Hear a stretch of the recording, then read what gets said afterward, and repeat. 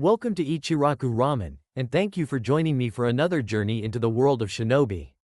Before we begin, I want to give a huge thank you to everyone who listens, supports the channel, and enjoys these stories.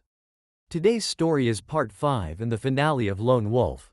What if Naruto Uzumaki walked a darker path, not out of hatred, but out of resolve? After bringing Sasuke back, Naruto continues to grow stronger as a shinobi of Konoha.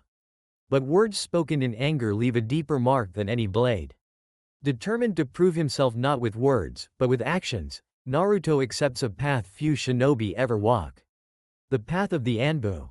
Behind a mask and under the codename Black Wolf, Naruto becomes something entirely new, a silent protector of the hidden leaf. A shadow in the night. A weapon for the village he still swore to protect. And soon, the name Black Wolf of Konoha will become legend. Lemon's warning. This story contains lemon scenes for mature audiences.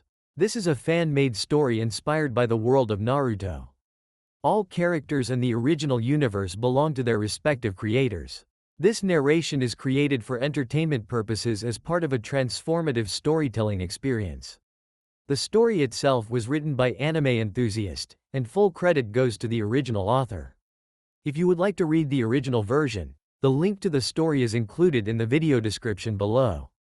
Now, sit back, relax, and enjoy. Chapter 23 Whirlpool Country.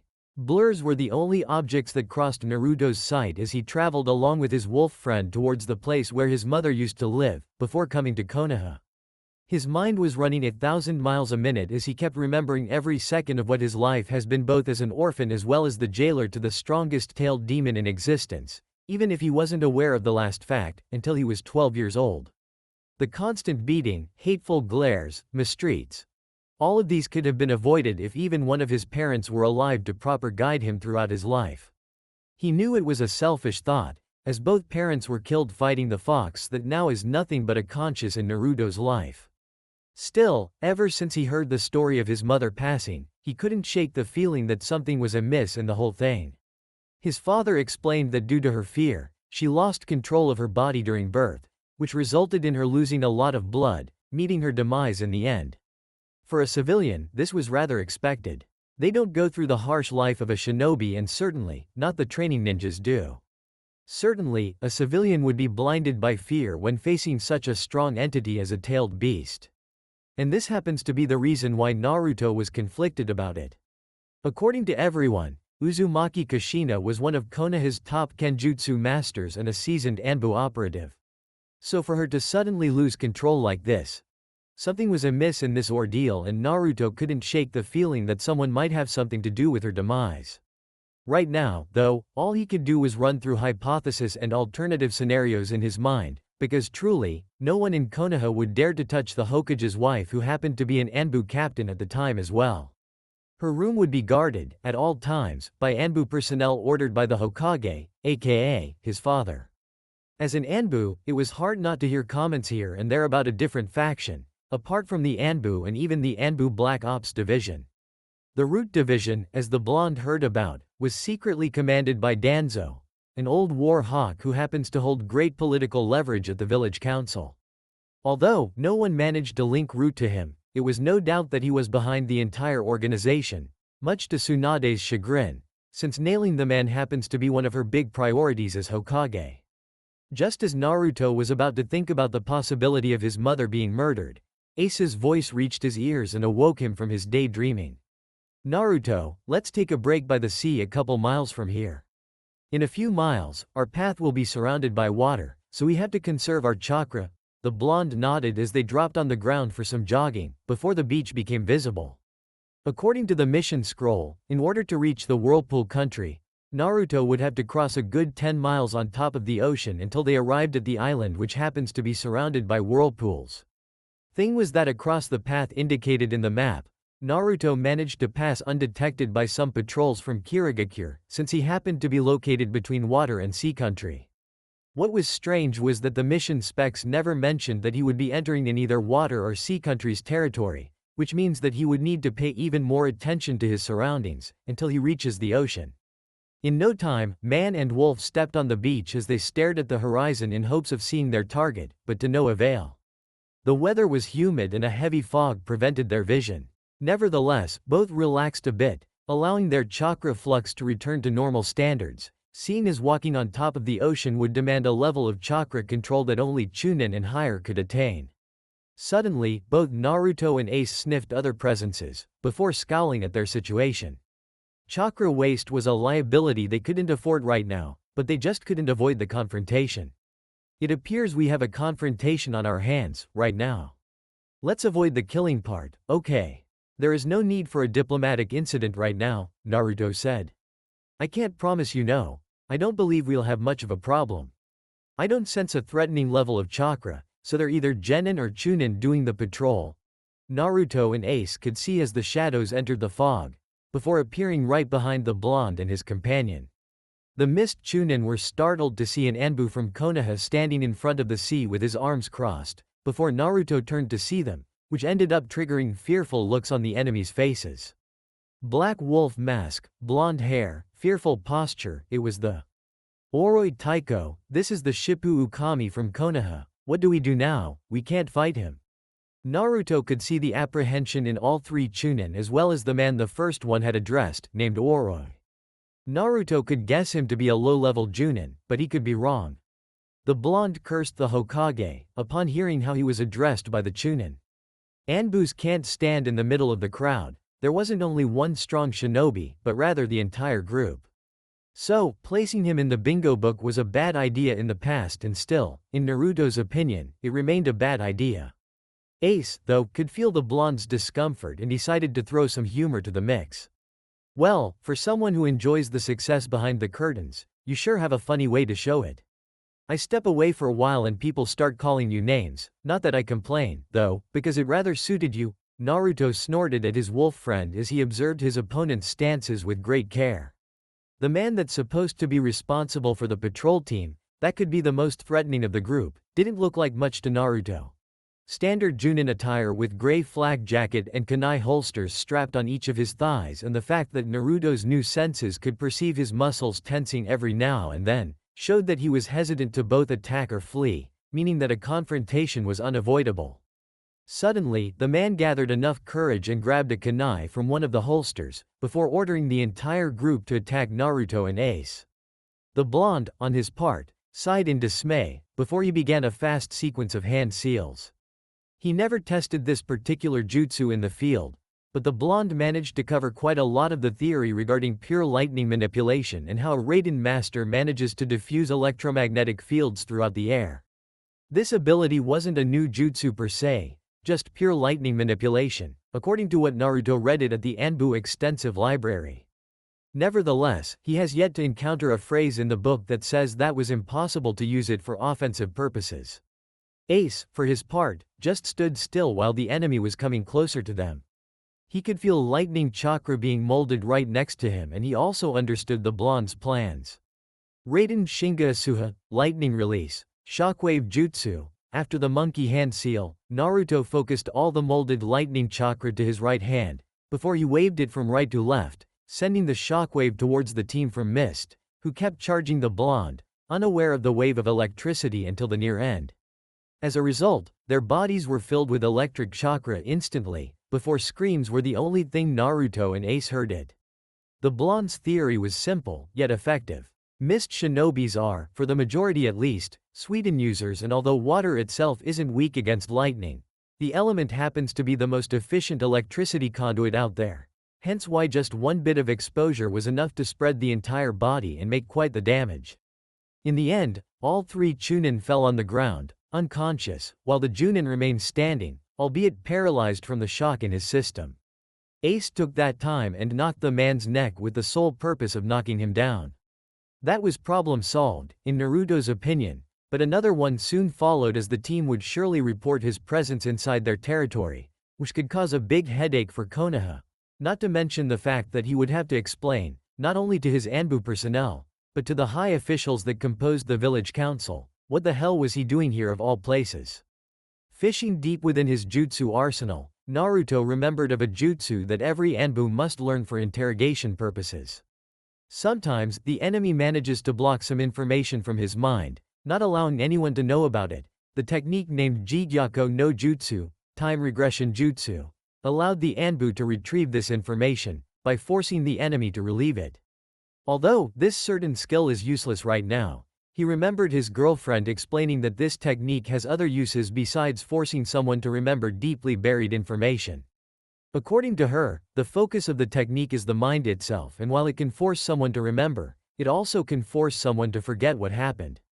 So, the blonde set to perform the technique in each of the mist team, while Ace was watching the entire procedure with a smile on his face. Indeed, it wouldn't matter not killing them, if they would report to the Mizukage, once awakening. After finishing the procedure, Naruto then proceeded with the next necessary requirement, which was to move them from this position, by summoning 4 Kage Bunshin whom were responsible for taking each member and leaving everyone in different places within the forest behind him, so that no one manages to come to conclusions. Ace, let's go, we have a lot of water to cover and I have a feeling that those whirlpools won't be easy to pass by, the wolf nodded, before both man and wolf began their path on top of the ocean. Unlike rivers and lagoon, where the water current isn't enough to take a shinobi's off balance, walking on top of the sea is quite dangerous. The theory behind water walking is to maintain a constant flow of chakra out the soles of the feet, aiming for balance on the water surface, but on top of the sea there are a great number of variables that have to be taken into account, such as the water currents, the waves that messes with the water level, the strong winds, etc. The blonde, though, kept walking like nothing happened, which showed how much his chakra control improved over the years, even with the sudden increase of chakra capacity thanks for the fox's chakra mingling with his own. While we walk, Naruto, I'd like to talk to you about the whirlpools. While similar to water walking, you have other variable to worry about and I suggest you pay attention, otherwise you'll be sucked in and certainly you wouldn't want that. Ace began the conversation as Naruto paid close attention. Indeed, he would have to figure out a way to cross the whirlpools that surround the island. Now, the principle is the same. You keep an even flow of chakra out of the sole of your feet, but even by doing this, with how the water moves, it will eventually drag you to the center and you'll be royally screwed. The secret is to increase the amount of chakra, while still maintaining the level of control, as you proceed on your path, to the blonde. It sounded easier than he expected and certainly easier than his partner made it out to be. But what he learned from hanging with Ace was that he didn't need to voice his thoughts. I know it sounds easy in theory, but you'll see soon enough how hard it is to increase the usage of chakra and maintain the same level of control. Naruto snorted at his friend, but he couldn't help but nod at the wolf's assessment. Increasing chakra and on the same time, maintaining the same level of chakra control is exhausting to say the least, and since they will be winded from the path before they arrive at the whirlpools. For now, though, all they could do was walk on the water, since everywhere he looked was water and only water. Eventually, the blonde passed through some small islands, which happened to be a blessing, since the blonde could recover from the fatigue in his chakra coils. It was one island in specific that called his attention as he heard a strange noise, followed by explosions. The specific island was wide enough for a small beach to form as Naruto stood on top of the highest peak. Looking down, he could see what appeared to be wooden-made boats with sails strapped everywhere, and he noticed the black objects that were responsible for the noise he heard. Pirates. Naruto suddenly turned to his wolf partner in question, before he explained it further. Being located near the ocean, both water and sea country have one major enemy, and yet no one was able to get rid of those imbeciles called pirates. As you can see, both Kirigakure shinobis and sea country's samurai force are down there, trying to sink that ship, but with no avail, since those ships are reinforced with protective seals, which strengthen the wood's resilience to damage. The blonde watched as an impressive display of sweetened jutsus being thrown against the boat, but still the boat's exterior didn't suffer much damage. Both Naruto and Ace were so engrossed in what they saw, that none of the two paid attention to their senses, enabling an enemy to appear behind them, before addressing the duel. May I ask what Konoha is doing in this region, because I'm fairly sure your territory ended near Wave Country. The voice indicated it was female, but it was enough to shock the ANBU and the wolf as they jerked their neck to spot the menace behind them. It was after doing this that Naruto thought otherwise. It was a woman for sure, and very beautiful one as well. Green eyes looking at the blonde as in looking at the back of his head, with brown hair that went all the way down to her ankles. Her clothes were strange, since no one would say it was fit for battle. She wore a oversized black dress with fishnet shirt beneath it, which, in Naruto's opinion, wouldn't allow free movement. However, the blonde wasn't thinking much about the woman's fine curves and her looks, but rather the fact that yet another Kiri nin appeared before him, and he had the feeling that this person was someone important within Kiri's ranks. I happened to be on my way to a mission of mine handed by Hokage-sama and stopped here to recover from the trip. The woman eyed the black wolf mask and immediately drew the same conclusions as the other nins that confronted him at the beach. You're Konoha no Shippu Ukami, aren't you? The blonde once more cursed his Hokage for the god-forsaken name, before he nodded at the woman, while at the same time, studying her movements, in order to understand any possible attack intent. Yes, I am. I'm sorry, but I don't know who you are. I don't keep much track of the bingo book, Naruto asked, but he now had a feeling of impending doom, but he couldn't quite place it until now. My name is not important, but rather the position I uphold in Kirigakure as the village leader. The sudden stiff in his muscles was enough for the woman to smirk at the man's misfortune. Naruto, for his part, now seriously considered performing a U-turn and return to Konoha, but right now if he did that, she would think it was a trap and attack him, hence created the diplomatic incident. However, she beat him to it and changed the subject off the bat. You said, you're on your way to a mission, right? Naruto nodded as she continued. There aren't many lands on this part of the map. I wonder where your mission would take place. The blonde considered luring her away from his mission, but then considered that indeed in this path, there are only small islands and water. I'm heading to a place 5 miles from here, called Whirlpool Country. Naruto took the Mizukage's sudden shock as she heard of the place before, but continued talking nonetheless. We are looking, or rather I'm looking for an object that was left there for retrieval and the Hokage sent me to do the job. Well, then you can just change your mind and head back to Konoha, because there is no way you will be able to reach that hunted place, spoke the Mizukage, earning a look of suspicion from both the blonde and Ace. Why do you say, hunted place? I'm sure you already aware of the whirlpools surrounding the entire island, but what you don't know are that once you manage to get into the island, strange things start to appear. I happen to know this, because one of my subordinates managed to escape that god-forsaken island. He was sent there as a reconnaissance mission and to this day, he still has nightmares of what he saw. I'm sure you won't take my words for granted, and since you're a strong shinobi, you could have more luck than he did. But take a word of advice from a stranger, don't go there and return to Konoha. The blonde and Ace were staring at the gorgeous woman as they assessed their situation. True, Naruto already knew it would be tough to enter the place where his mother left his heirloom, as the riddle his father gave him kept playing in his mind with a low whisper. In a land surrounded by whirlpools, lies the secret of the Uzumaki family.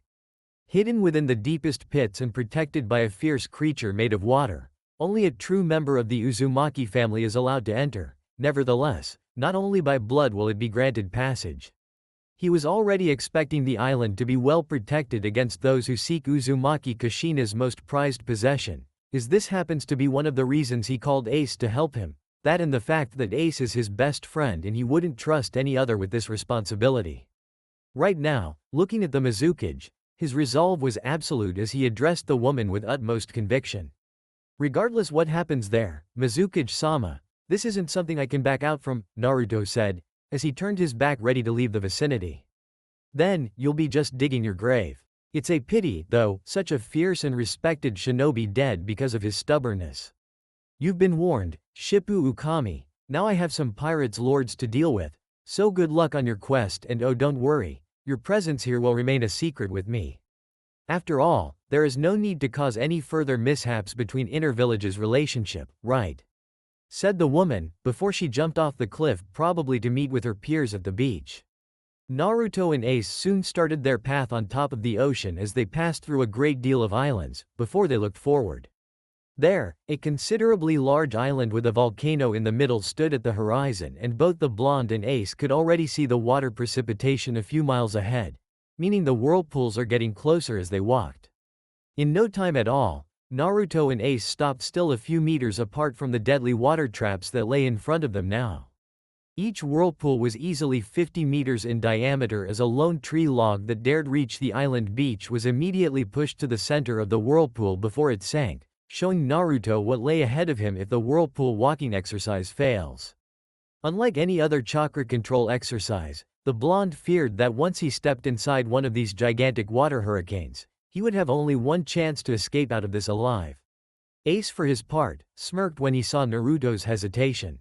Indeed, this is not a walk in the park. You can't pass the whirlpools by trial and error, because one single flaw could send you 100 feet below water and you'd drown without even realizing it.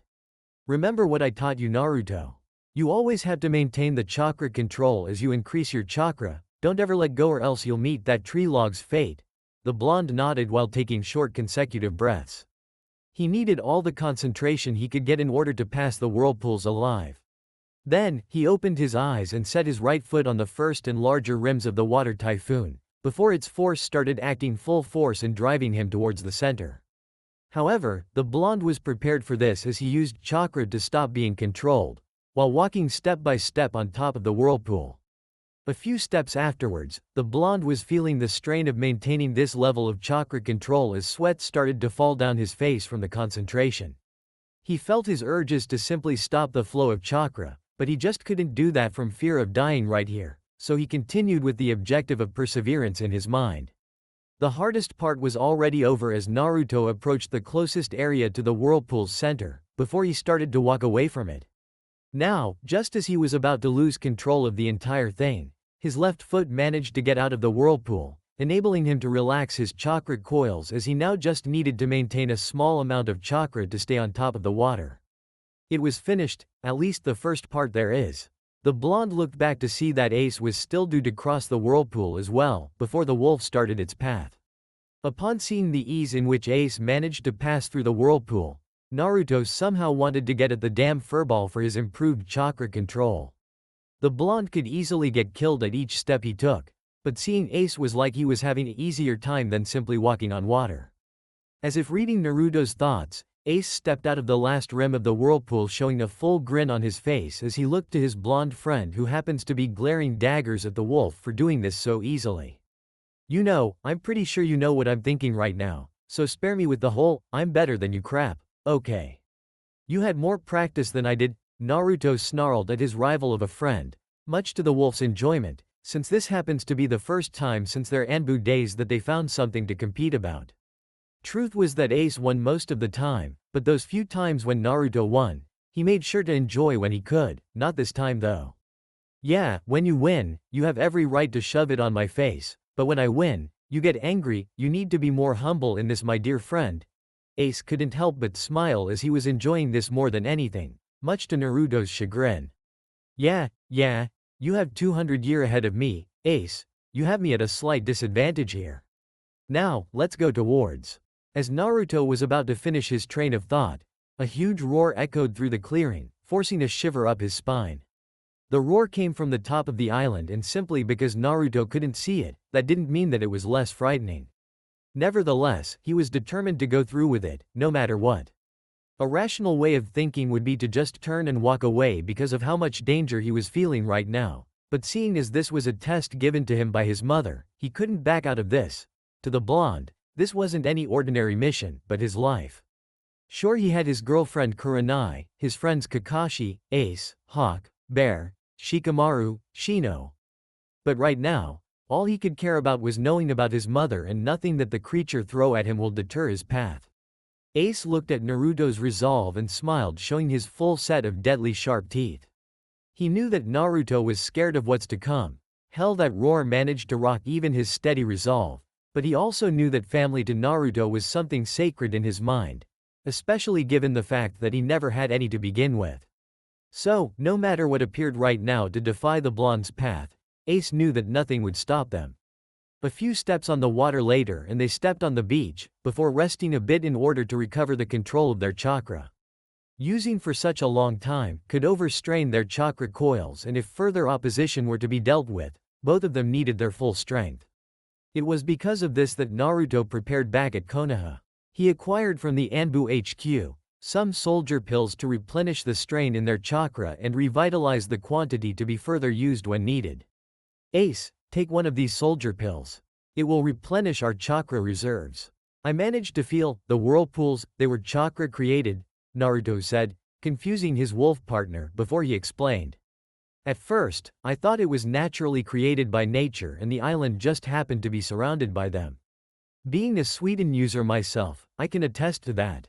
Whoever emanated that terrifying sound must be using chakra to maintain the whirlpools around the island, in order to protect the secret left by my mother. So, if this creature is doing this, then, we must be prepared for other tricks to deter our path. The wolf was considering this while feeling the soldier pill doing its work on his chakra. If what said is true, then the creature would be limited to a source of water. After all, any water-based attacks needed a nearby source to be manipulated, hence why the ocean was used. So, if the island has no river, then we won't find any opposition from here on out, Ace theorized, but Naruto negated with his head, though he wanted to believe in his friend's theory. If we're in mainland, your theory would be correct, my friend, but look around you, we're surrounded by water. The island is not big enough for someone or rather something to show a limited amount of control over its element. We must assume that everything that we face was previously planned, sorted out from the very beginning. Let's move, then. We don't know what this creature is conjuring right now, and in here, we are sitting ducks waiting for an attack. Ace nodded with his head, before the two got up once more and started exploring the island. A few meters in front of them laid a deep forest with wide vegetation, but no visible species that could pose any threat to Naruto or his partner. That didn't necessarily mean they were out of danger, since the creature was still out there and could probably attack at any moment. Taking off his ninjutsu, Naruto and Ace entered the thick forest, before walking around for a while. Their senses were tingling like crazy and both could feel eyes at the back of their heads. Both of them felt like some weak prey just moments away from being hunted by the fierce creature. Little did they know, though, that inside a cave located in the middle of the volcano, two large yellow set of eyes watched the new intruders with a smirk on his face. Although one of them wore a mask, the creature wasn't a stranger to how some shinobis used it in order to hide their identity. However, while other humans wouldn't be able to identify the blonde man, the creature didn't need his eyes, but just his senses to see the dying resemblance between this new being and the one who summoned almost 20 years ago in order to protect her treasure. Nevertheless, even though the resemblance was uncanny, the new presence needed to be tested, and then, only then, will he prove capable of wielding the creature's summoner's treasure. Back to Naruto, he was slicing through some heavy foliage, before reaching a small clearing surrounded by trees and a small river, sending shivers down Naruto's spine, since this happens to be the creature's territory. True to his fear, water suddenly erupted from the river up to the sky, before a creature made of water suddenly materialized, before showing its sharp elongated teeth and menacing yellow pupils. He so approaches this holy place must be aware that your life is now at my whim, human. You'll see that just like others who dared steal the treasure I protect, were meet with instant death from my claws. Naruto averted his gaze at the monstrosity that appeared before him, as the dragon appearance was easily 50 feet high and every appearance described bloody murder to the blonde. However, he felt that he could get some answers from the creature as it stood in front of him with all its might. I'm sorry for disturbing your home, but whereas those before me came seeking the treasure for their own egoistical ideas, my reasons are totally different. I'm here to retrieve what's rightfully mine, left by my mother, Uzumaki Kushina, and I won't leave this place until I find it. Now, could you perhaps? Naruto was about to ask something, but was instantly silenced as the monster found in his right mind to roar at the blonde and his wolf partner once more, only this time the distance were mere inches away, obliging Naruto to feel the killing intent dead on. Silence, human. You're in no position of asking questions, nor am I in any mood to answer them. While the killing intent was enough to parry Kyuubi's in his prime, Naruto didn't feel frightened, probably from being accustomed to such feelings by the fox, but he could feel that the creature's eyes were seizing him up from head to toe, which meant that its intentions were not to get rid of him, but rather test him to see his resolve. Indeed, you do possess Uzumaki Kushina's chakra, but that alone won't take you very far in this island. The Uzumaki clan was never one for names and blood inheritance. All of them were mighty warriors who didn't back off from anything or anyone. What describes an Uzumaki? It's not the blood that's pulsing through your veins, but rather your resolve and display of willpower to face the enemy without fear. I can see great strength in you, however I have yet to see your skills. So, in order for me to give you Kushina's heirloom, you'll have to prove yourself worthy. The blonde kept listening what the creature was saying, and he considered a few things. He was sure that the creature before him was the one mentioned on the scroll. It knew, just by looking at him, that he was his mother's offspring and also, as listed on the scroll, blood alone wouldn't get him very far, meaning that he was about to pass through a test of valor in order to determine him worthy of carrying whatever his mother left for him. That didn't matter to him, though, as constant challenges were what made his experience at ANBU, and he never once backed away from a challenge, no matter what. On mainland, after dealing with the pirates, the Mizukage and her peers appeared at the beach. Naruto encountered the Chunin team. They were to take another route towards Kirigakure, but one of the sensor-type ninja in her group detected a strange usage of Raiden chakra at the beach, so they sought to investigate if Kumo shinobi were inside their territory.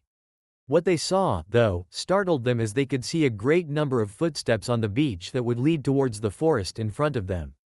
It only took an order from the Mizukage, before the ninjas under her command followed the footsteps' direction, before they managed to find the Chunin team unconscious. It took a little bit of examining, before they realized that someone tampered with their minds, seeing as none of them remembered what happened prior to their scouting missions beginning.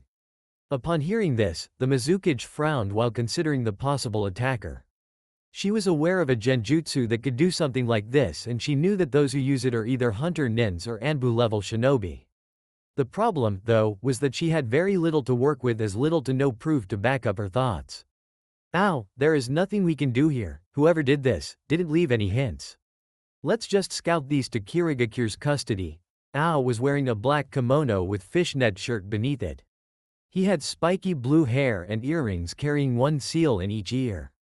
He happens to be one of the 7 swordsmen of the mist, just like the Mizukage. The man nodded and carried one of the Chunin while the others carried the rest, before vanishing towards Kirigakure.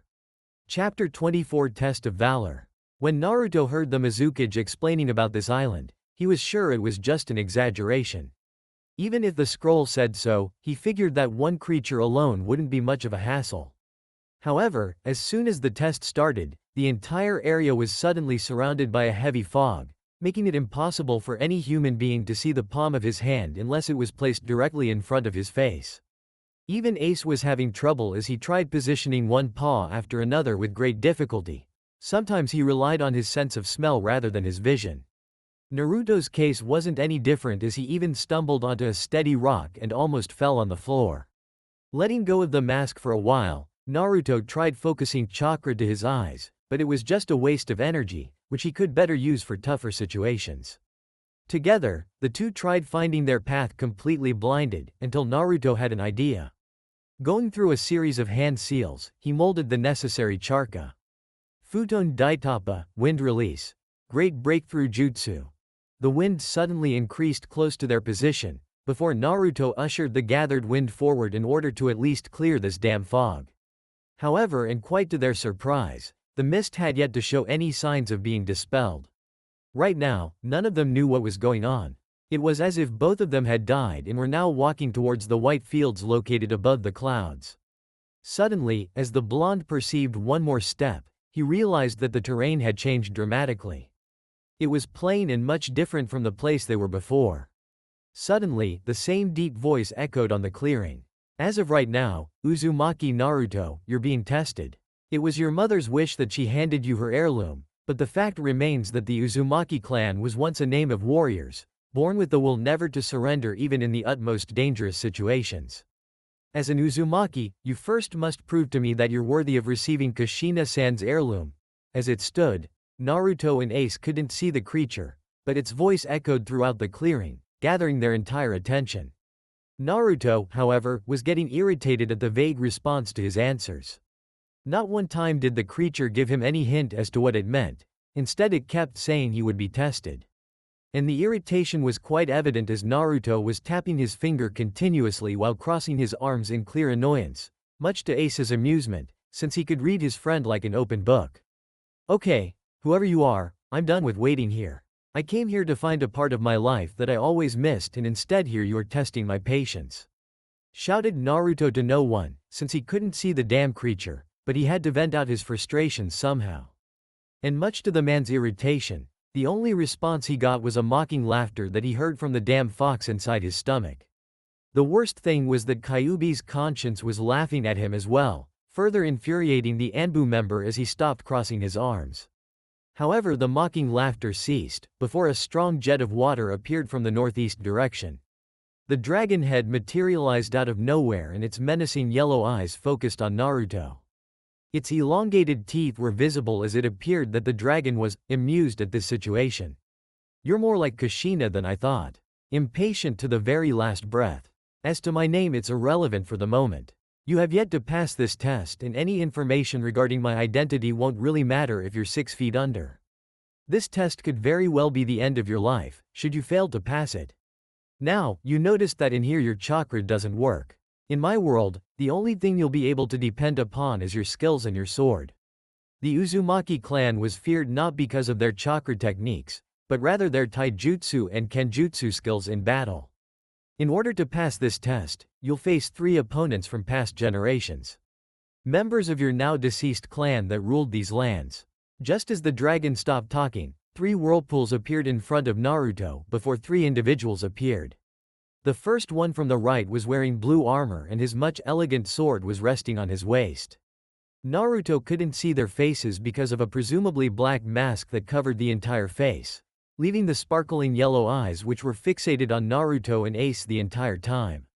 The one in the middle had a green armor and instead of 2 swords rested on his waist, but one was a clear katana while other was a small tanto, nothing very threatening to the blonde as he now assessed the last one. That one was different from the other 2. The long black hair wasn't what piqued Naruto's interest, but it showed that this one definitely was a female. The main difference, though, was that she didn't wear a samurai outfit, just fishnet clothes, a t-shirt and ANBU-style pants and a junin vest. She had 2 kodashis strapped on her back and a strange headband on her forehead. At least strange in Naruto's eyes, because he had yet to see the old Whirlpool headband which was actually the symbol on the back of his orange jacket when he was little. At least the design was similar, as he crossed his arms once more, waiting for the creature to speak again. "These 3 before you represent 3 generations of the Uzumaki clan. Uzumaki Tenka, founder of the clan that initiated its rule amongst these waters. Uzumaki Tsurugi, Tenka's grandchild and creator of the 2-sword style of fighting. Last but not least, Uzumaki Sango, first leader of the Whirlpool country in the ninja era. You'll engage them in battle and defeat them or perish under their swords." Naruto understood perfectly and studied his opponents. These 3 were his ancestors, he realized. This was the first interaction with his family he had ever had, even if one was trying to kill the other. Looking a bit more closely, Naruto realized who he had to watch out for. Uzumaki Sango was a ninja and apart from the other 2, had a different approach in battle. Samurais and ninjas were very similar and only one who knew both of them could spot the differences. Samurais prefer strength where ninjas go for speed and efficiency. The katana is a strong sword and is hard to parry, but its maneuver capabilities are inefficient when compared to a ninja's kodashi. Plus, a ninja sometimes revert to other forms of attack like poison, illusions and element control. However, in this plane, Naruto couldn't use his techniques to their desired effects, meaning he can't depend on his chakra. However, Naruto was considering the possibility that Sango could use her chakra to its utmost potential.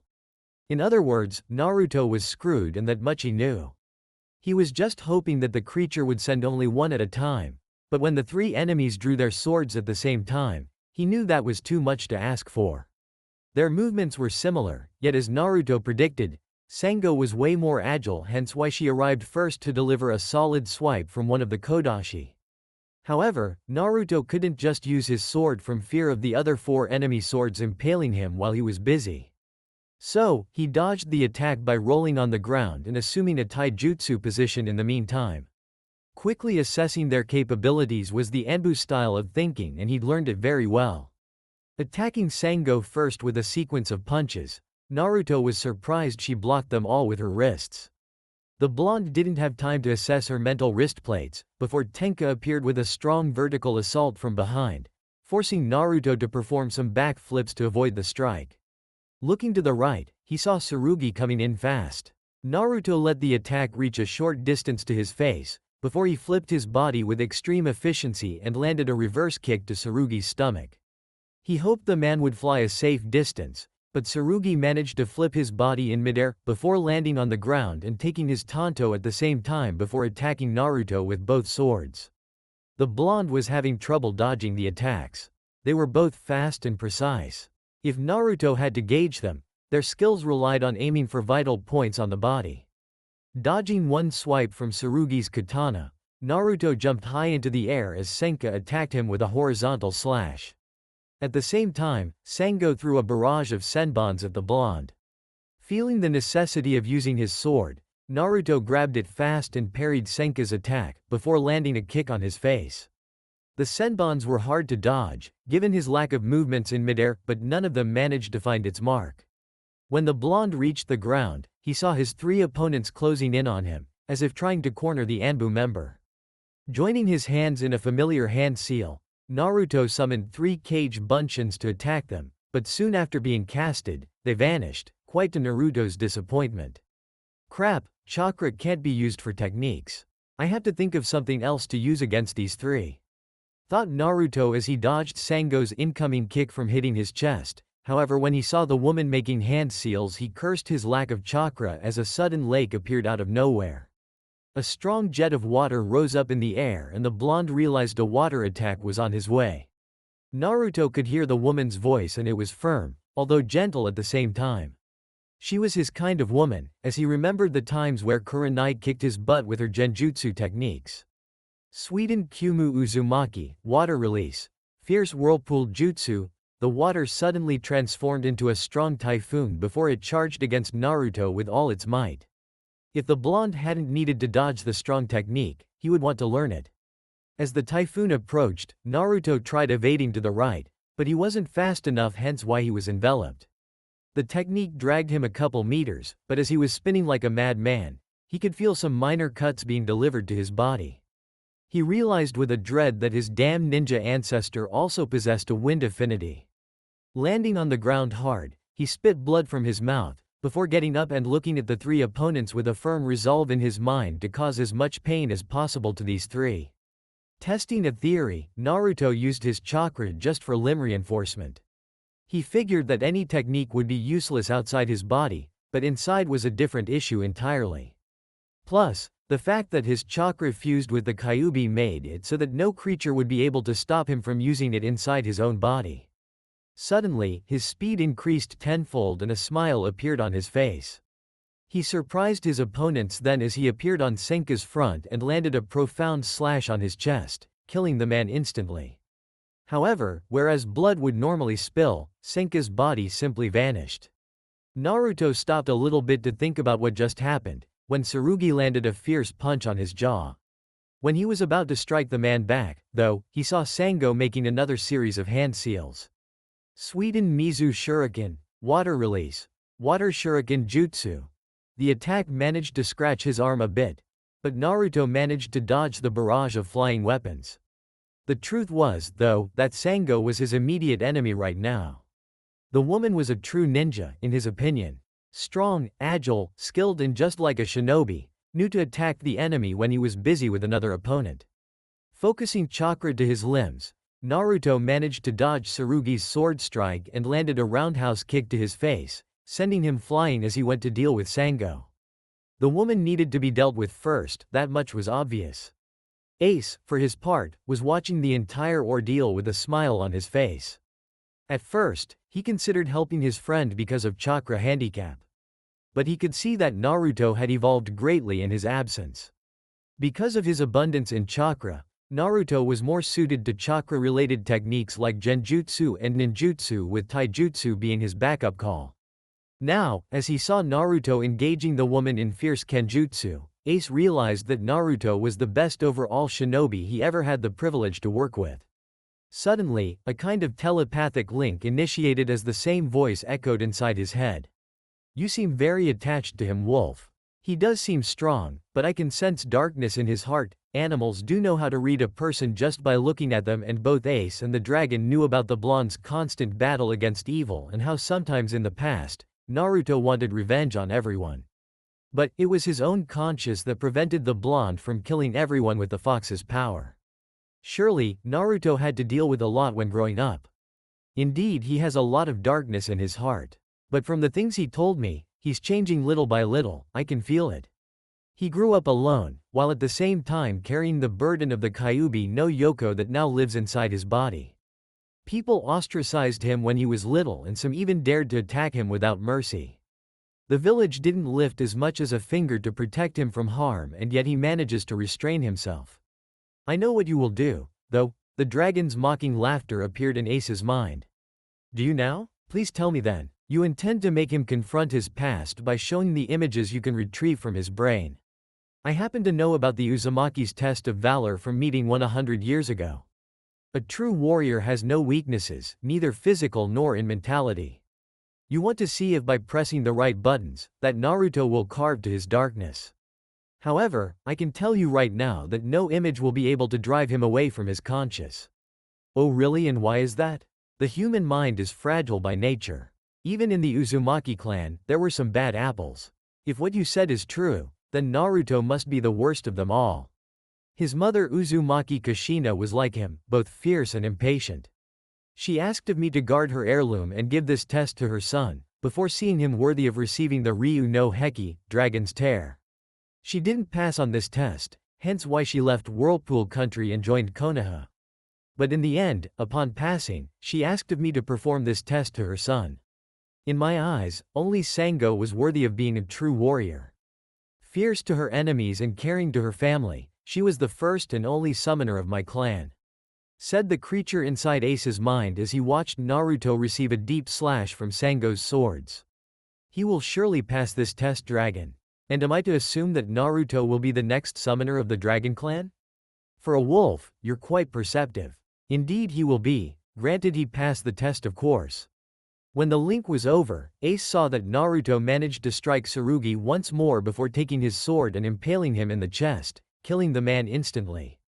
Now it was ninja against ninja as Naruto and Sango watched each other's movements.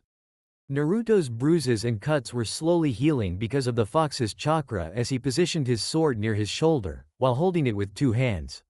His right foot was up front and the left was behind. All in all, it indicated a samurai fighting position. Forcing chakra to his feet, he charged at Sango, aiming a strong and precise swipe from his katana, but the woman dodged. Naruto didn't stop the attacks, but Sango's evasive capabilities eluded the blonde. Naruto respected women more than men in the field. They were more cunning, faster, and in some cases, like Tsunade for example, stronger. Hence why he was enjoying this fight immensely. Fighting against his ancestors was something else in his opinion, as he understood his clan's history better than most. Both Senga and Tsurugi were respected adversaries. Just by observing their skills, Naruto understood the lives led by them in the past, a life of honor and commitment to justice. Naruto now saw himself being compared to his ancestors, as he always tried to do the right things, despite his life's mishaps and turbulent times. He remembered how many times he loathed the villagers for how they looked at him, how they wanted him dead, like his existence was a curse that needed to be exterminated. Even the times where Kyuubi would send images of humans killing others for petty reasons, he still held his ground, controlling his urges to create a bloodbath in Konoha. Now, as he had the chance to fight against Senka and Tsurugi, he was feeling the sense of honor and pride that every member of the Uzumaki clan must have felt. As Sango attacked Naruto, the blonde positioned his sword to parry her twin kodashis. She twisted her body and tried to land a powerful kick to his face, but Naruto was prepared to defend by grabbing her foot with his hand. Giving it a light push, Naruto tried to take away her balance, but Sango just skidded a bit, before her feet adjusted to the ground. Quickly, she started a long sequence of hand seals as Naruto realized it was similar to a very strong water technique he knew. But some seals were different and he feared the worst. Futon Kazaryuden no Jutsu, Wind Release. Wind Dragon Projectile Jutsu. With the gathered wind, Naruto suddenly gasped at the image of a dragon taking shape as it roared towards the blonde with great speed. Until now, Naruto wasn't even aware of the possibility of molding wind chakra to different shapes and form. But his ancestor proved him wrong, by doing a technique not even Suna knew existed. Either that or they declared it a kenjutsu, in Naruto's opinion. Focusing chakra to his limbs, Naruto started running away from the fierce creature that bit by bit was reaching his position. Looking behind, Naruto realized with a snarl that the dragon would soon strike him, and he knew the damn technique would hurt a lot. Suddenly, turning to meet the dragon, Naruto focused as much chakra as he could on his sword to parry the attack, before the dragon opened his mouth to eat him whole. The impact was enough to drag Naruto a couple meters back, but because of the quantity of chakra being used both for the sword and his legs, he stood his ground. His muscles, though, were starting to ache, and he knew he couldn't stand the force of the technique for much longer. Therefore, he decided on a rather suicidal attempt by focusing as much chakra as he could muster to stop the dragon's advancement. Because of the energy gathered, it became too volatile, causing a big explosion that sent Naruto flying until he hit what appeared to be the end of this goddamn place. More blood was spilled from his mouth as a couple ribs were broken. He got up and saw Sango approaching his position fast, carrying both swords. He knew she was about to aim for the kill. Focusing wind chakra on his sword, he saw the sword glowing white as he parried the two swords by positioning it in between the woman's kodashi. Snarling a bit, Naruto used brute force to overcome the woman's surge before landing a fierce kick on her chest which sent her flying. The blonde took this opportunity and charged at the flying woman, before landing a fierce vertical slash going from her head to her legs, slicing her in two. As her body vanished, Naruto landed on the ground panting in exhaustion and pain all over his body. His body couldn't move much, but it found some energy to flip and let the gravity run its course as he fell on the ground facing the sky. He was having difficulty breathing because of the broken ribs and the fact that his lungs were filled with blood. Granted that his chakra was working on healing him, but unlike before, it was taking much longer. If Naruto were to be honest, he'd never felt this tired and he could easily use a little break. Of course, there was a possibility that this damn test wasn't yet over. Suddenly, the dragon's voice echoed once more, and it was clear he was impressed with Naruto's performance. Indeed, you have your clan's strength and ability, young Uzumaki. But what remains now is to see whether or not you possess the necessary mentality of a warrior. That, little one, will be your second and last test to see if you are worthy of receiving Kushina's heirloom, said the creature as Naruto grunted a bit, before kneeling on the ground. He was trying to get up, but failing miserably. He was content with taking a seat for a moment. However, Naruto took his moment to ponder on the second part of test. What could it possibly mean to test someone's mentality, he wondered. Surely, every shinobi he knew was either a lunatic or, as his friend Anko said, pure nuts. Well, Anko for one was a maniac, addicted to torturing others. Kakashi was fixed on reading porn in front of others, and Naruto focused very hard not to picture the type of things his sensei liked to do with a female partner. A few ANBU members were more sadist than even Orochimaru. Surely, this creature wouldn't consider him like the others, so why the need to test his mentality? As Ace arrived near Naruto, he looked at the blonde and started laughing at the blonde's train of thought. I don't think you understand exactly what you're going to be tested in.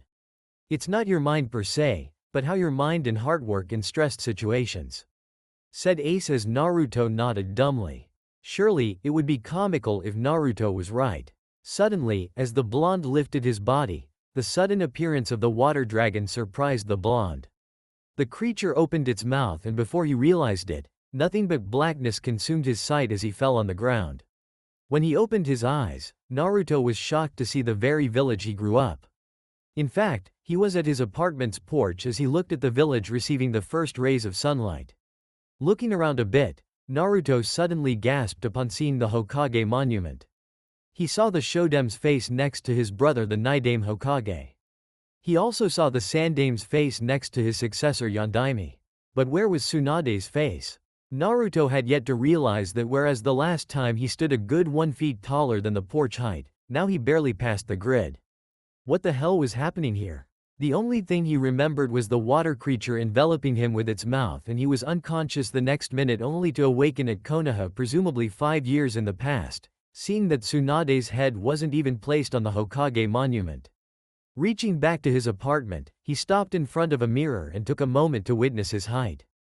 Granted, he had the knowledge that somehow he went back in time, but seeing his 12-year-old physique was staggering to say the least. Suddenly, thoughts ran to his mind like, was it all a dream? Was everything that happened in his life nothing more than a dream?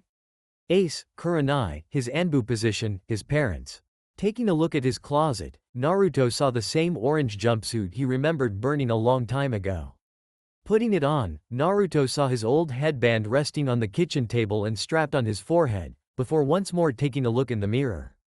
He didn't like what he saw, he didn't like it at all.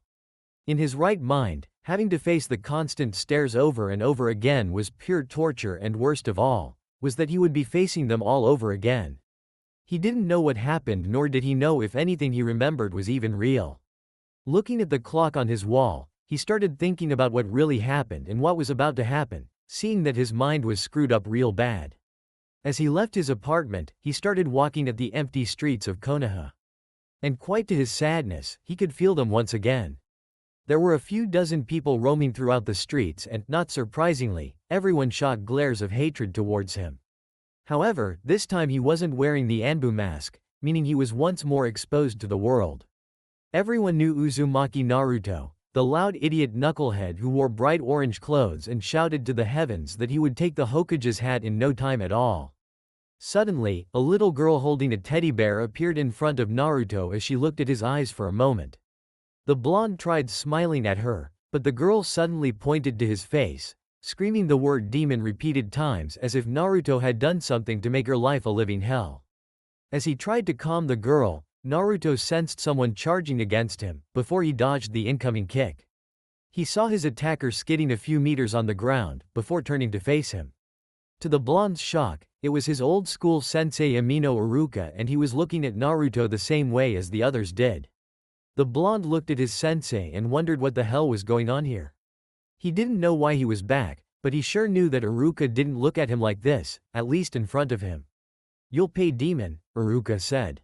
"You'll pay for every life you took, including what you did to this little girl."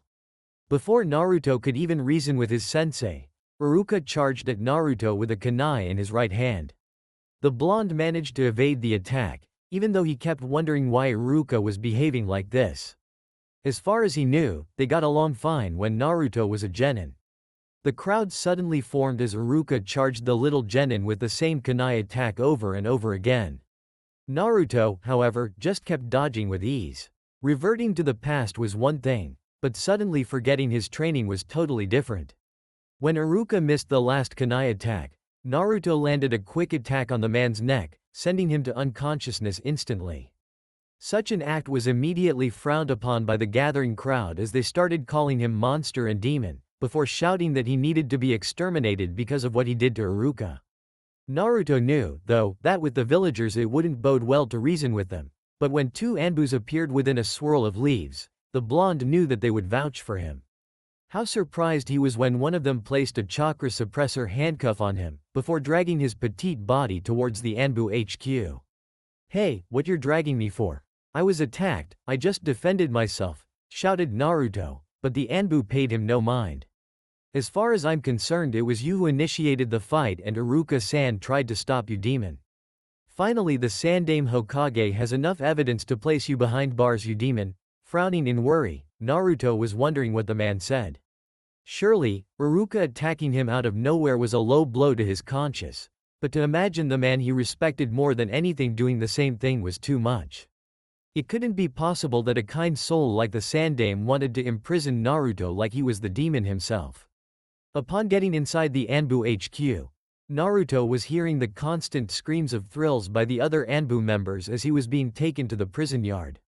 Some of them the blonde recognized from training together and even spending some time with. As the cage cells opened, Naruto's body was thrown with force towards the wall, before his back collided. The blonde felt an excruciating pain on his already broken ribs. But how could his ribs hurt, even if what happened in Whirlpool country never existed? Thinking about it, Naruto remembered how easily he dealt with Iruka and wondered about his skills in the past. Needless to say, he wasn't able to deal with even a genin, let alone a Chunin Academy teacher. Something was terribly wrong in this equation, and Naruto was about to find out. Genjutsu just wasn't possible, because he would know it even before being cast. No, it was something else. The blonde didn't have time to wonder about his current predicament, as the cage bars opened one more time, before Naruto saw the Sandaime Hokage entering the cage, followed by two ANBU shinobi. The one on the right had long purple hair and was using a cat-like mask. The other one had the lion mask. Naruto knew this too, of course. His ANBU commander Tenzo and former ANBU comrade Azuki Yugo. Rise demon, ordered the Sandame, shocking Naruto not because of the words spoken, but rather the source of the voice. The Sandame Hokage was for a long period of time the only one who believed that Naruto and Kyuubi were two separate beings, and thus, the kind old man did everything he could to guarantee Naruto's safety.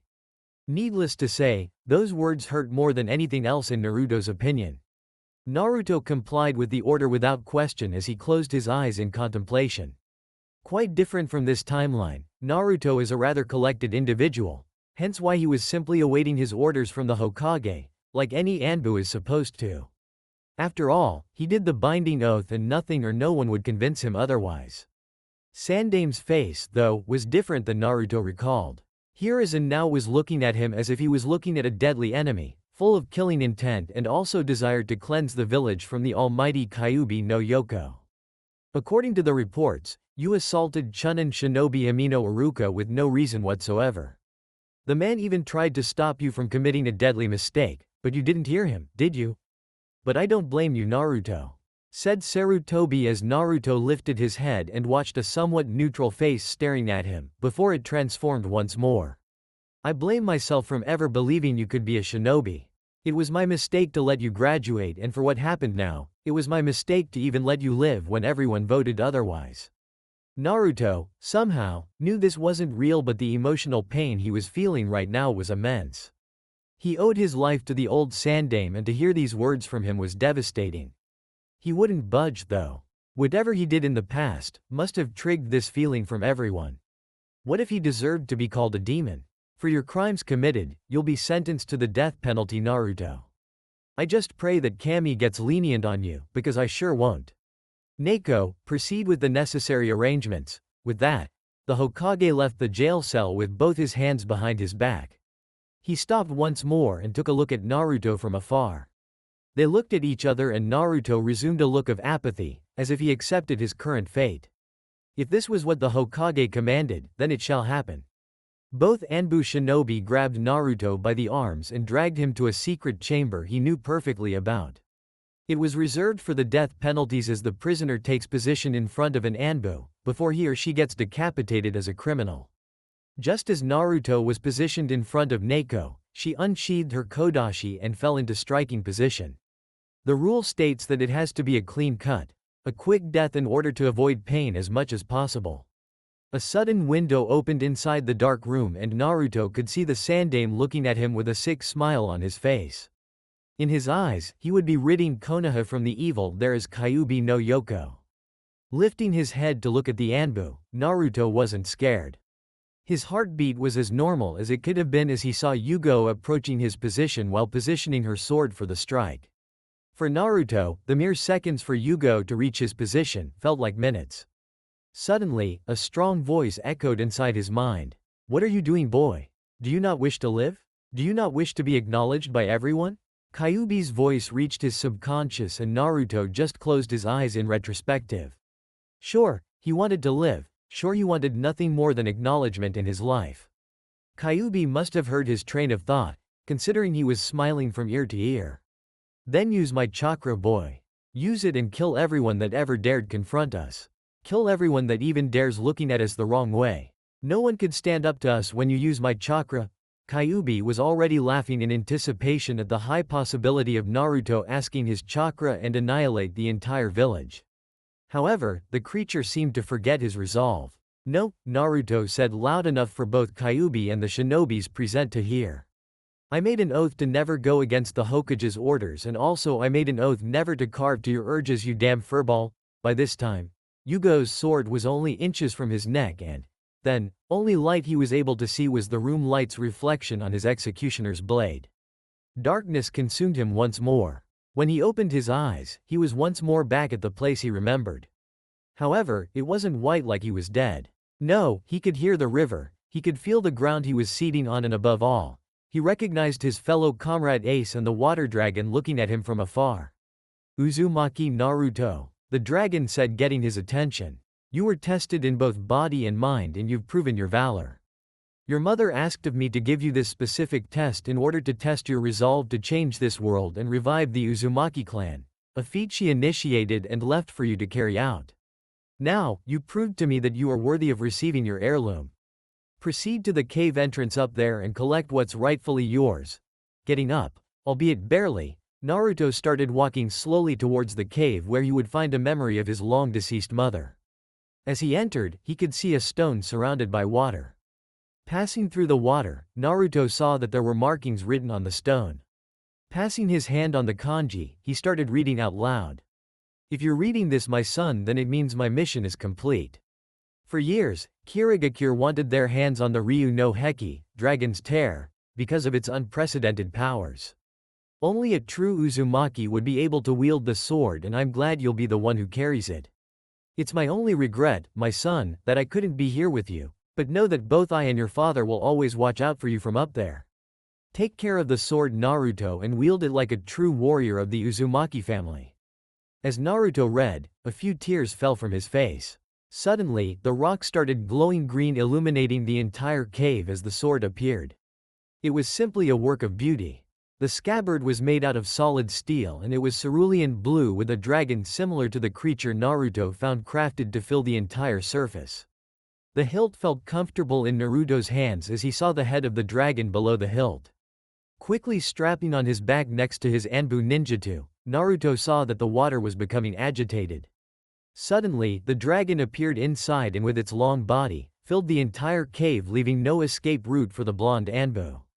Naruto, as of right now, you're the new wielder of the Ryu no Heki. Its powers will be revealed to you as you wield it. Also, seeing that you passed the test of valor, you will become the summoner of the Dragon Clan. The news surprised Naruto as the dragon summoned a big scroll out of nowhere. The blonde opened the big scroll and was surprised to see that only one name was written. Uzumaki Sango. Please sign your name next to Sango's and you'll be the second summoner of the Dragon Clan. Who's to say Naruto would think twice before he signed the scroll? Chapter 25 Old Enemy. After leaving the cave, Naruto was surprised to see the island in all its majesty once more. The unbelievably dense fog was now gone and he could see that he was on the island's highest location. A heavy scroll was strapped on his back as well as the Ryu no Heki, Dragon's Tear, as Naruto began walking down the hill where Aoi was waiting for him with a smile on his face. Now that you have the contract for dragons, I trust you won't need me anymore, right? Ace said, much to Naruto's surprise, before he noticed that Ace was looking at the dragon summoning scroll. He knew the consequences of signing a second summoning scroll, but he signed regardless, knowing for sure just how much he considered his four-legged friend as not merely a summon for him to rely on. A summon is but an ace up the shinobi's sleeve in a case of dire need. You are my friend and partner, the closest one I ever had in my life. I want to fight alongside you all the time, not just when I can't beat my opponent. The smile never left the wolf's face as he already knew Naruto's answer, but while he could read one's thoughts, it didn't mean he didn't want to hear the blonde verbalizing it every once in a while. Getting up, the wolf started descending the mountain a bit, while Naruto was following with his eyes, wondering if perhaps his friend was hurt by him signing another contract. However, that thought proved meaningless as Ace turned to face his ANBU companion. Let's go, Naruto, don't worry about the scroll thing. Besides, it would be quite selfish of me to deny you what's rightfully left to you by your mother. Now, Konoha is quite a long trip from here, so we better hurry and finish the ocean trip before nightfall. With that, the wolf started running towards the bottom of the mountain with the blonde in tow. It didn't take long for the two to reach the island beach and they started running on top of the ocean towards Water Country's islands, where they would proceed to Fire Country and finally Konoha. Along the way, Naruto and the wolf partner discussed many things, mainly about the Ryu no Heki strapped on his back and its supposed abilities. According to the dragon, the weapon's powers would be revealed as soon as Naruto wielded it, but other than that, the sword was just like any other he wielded before, except with dragon-crafted symbols.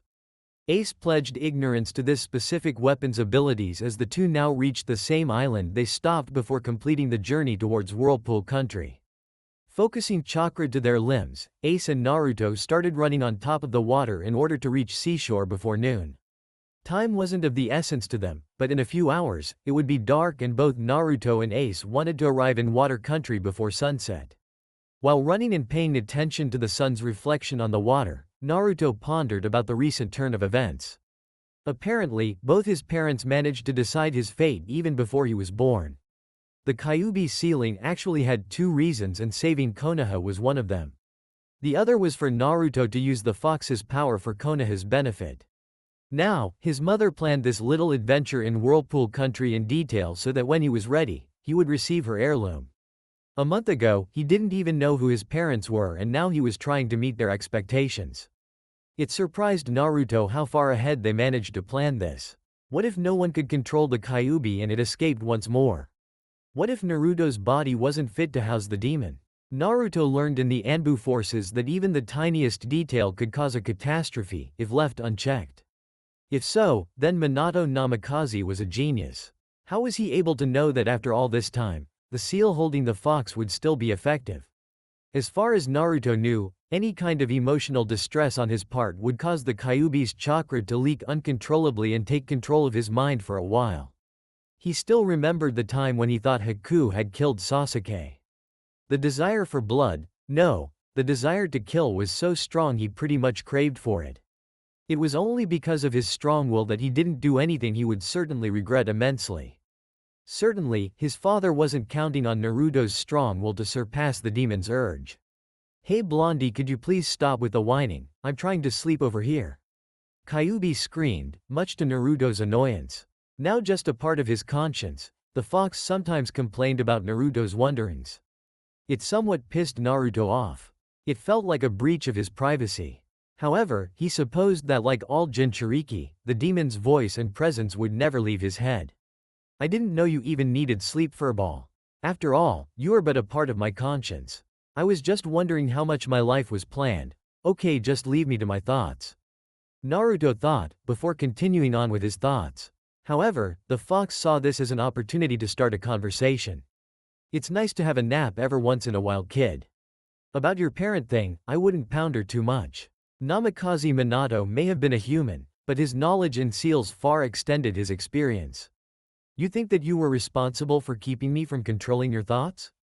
Well, you're 100% wrong." Seeing that Naruto didn't reply, Kyuubi continued. "Your father's fuinjutsu prevented me from fully influencing your will. Every time I tried adding more chakra, the seal would prevent it, giving you the chance needed to overcome my influence and take control once more." As soon as the sun set, Naruto and Ace reached the shore to water country. From that point, it was a straight line towards Konoha. Still, the thoughts of his father's work plus Kyuubi's words still plagued his mind. How much of a genius was his father?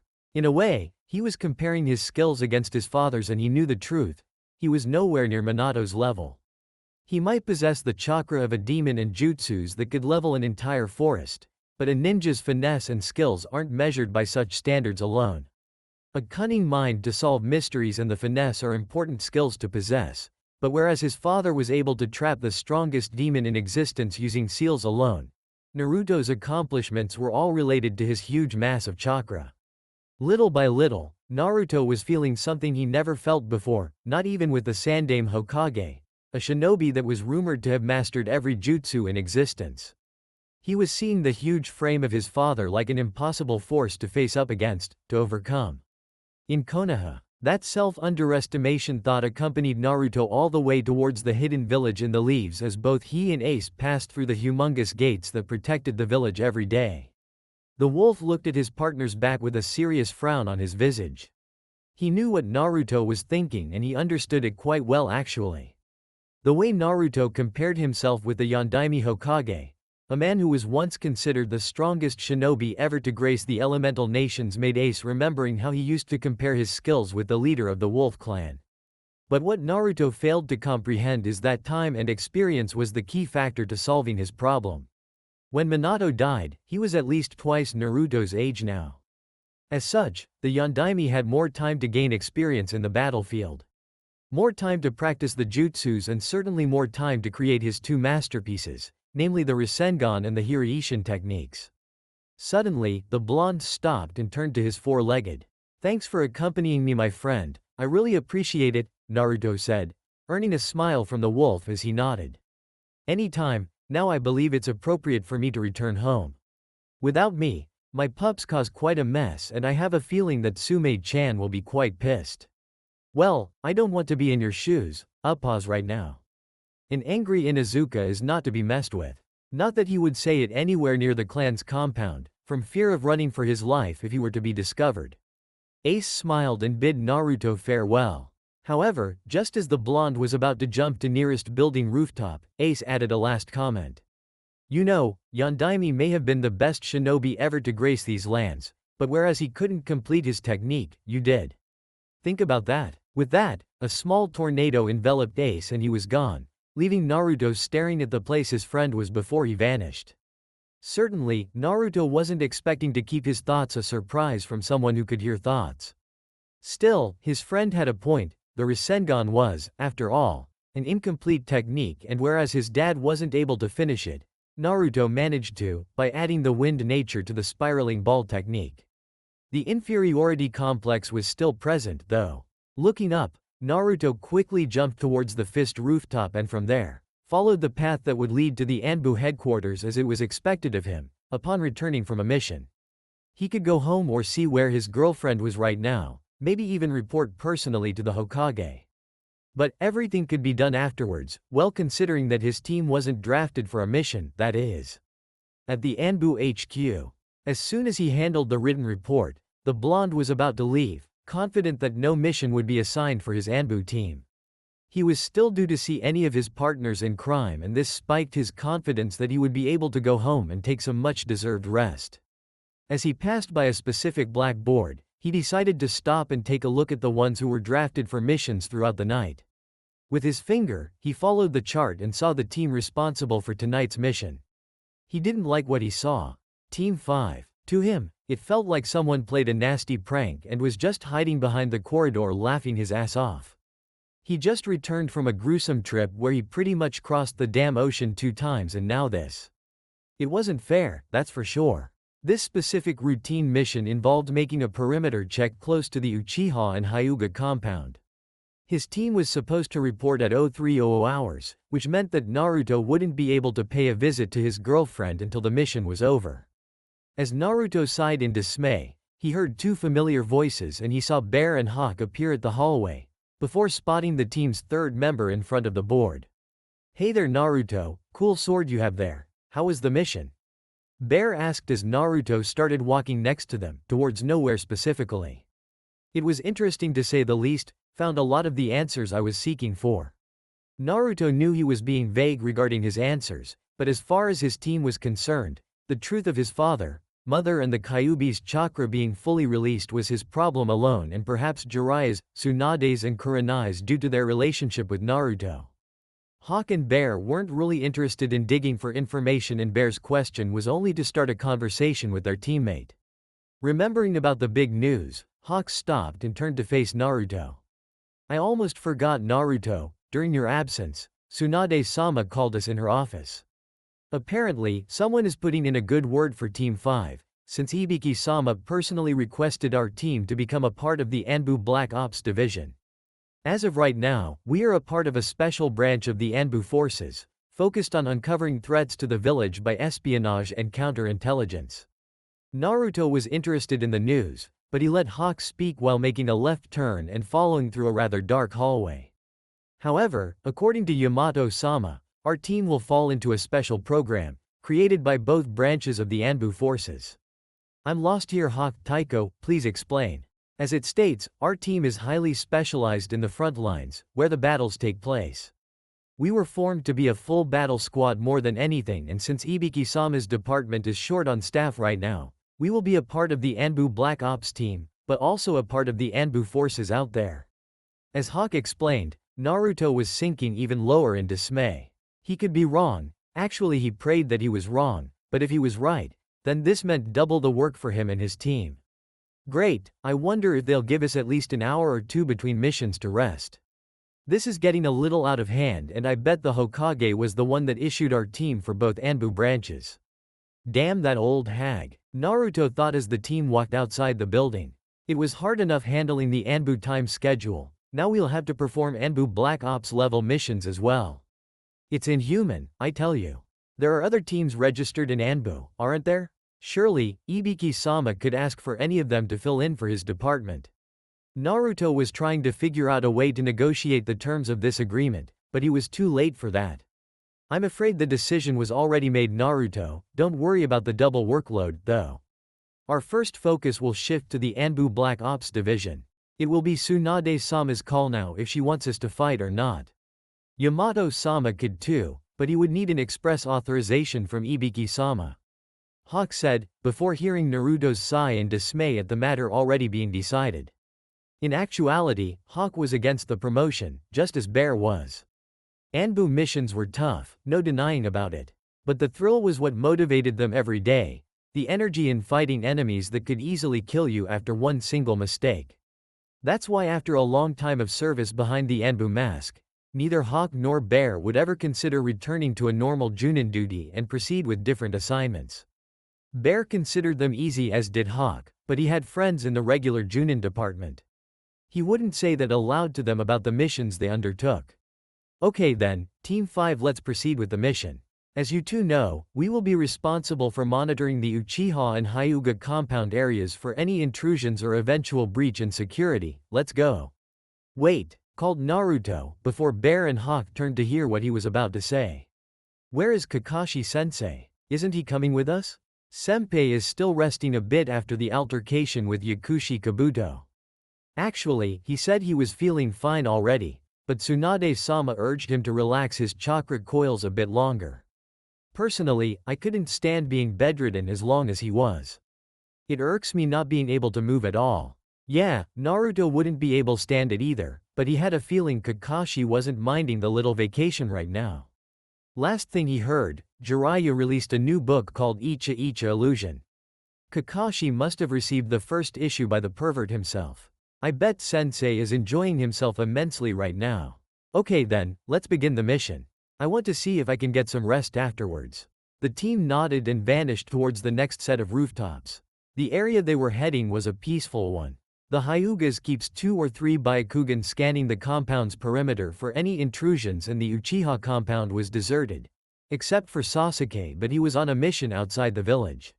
Surely, it would be one of those routine assignments once more. In no time, the team arrived at the specific area and alerted the Hyuga guards of their presence so as not to set off false alarms. Naruto was responsible for keeping his eye on the Uchiha compound for a while, before meeting the team behind the Hyuga compound to end the routine mission. As he landed on the compound gate, he took a quick look at the compound's main patio. To Naruto, this place was like a ghost town. It was the only place in Konoha with the lights off and, in his modest opinion, in dire need of a reconstruction. Buildings slowly decaying due to the lack of maintenance, the constant musky smell were some of the reasons.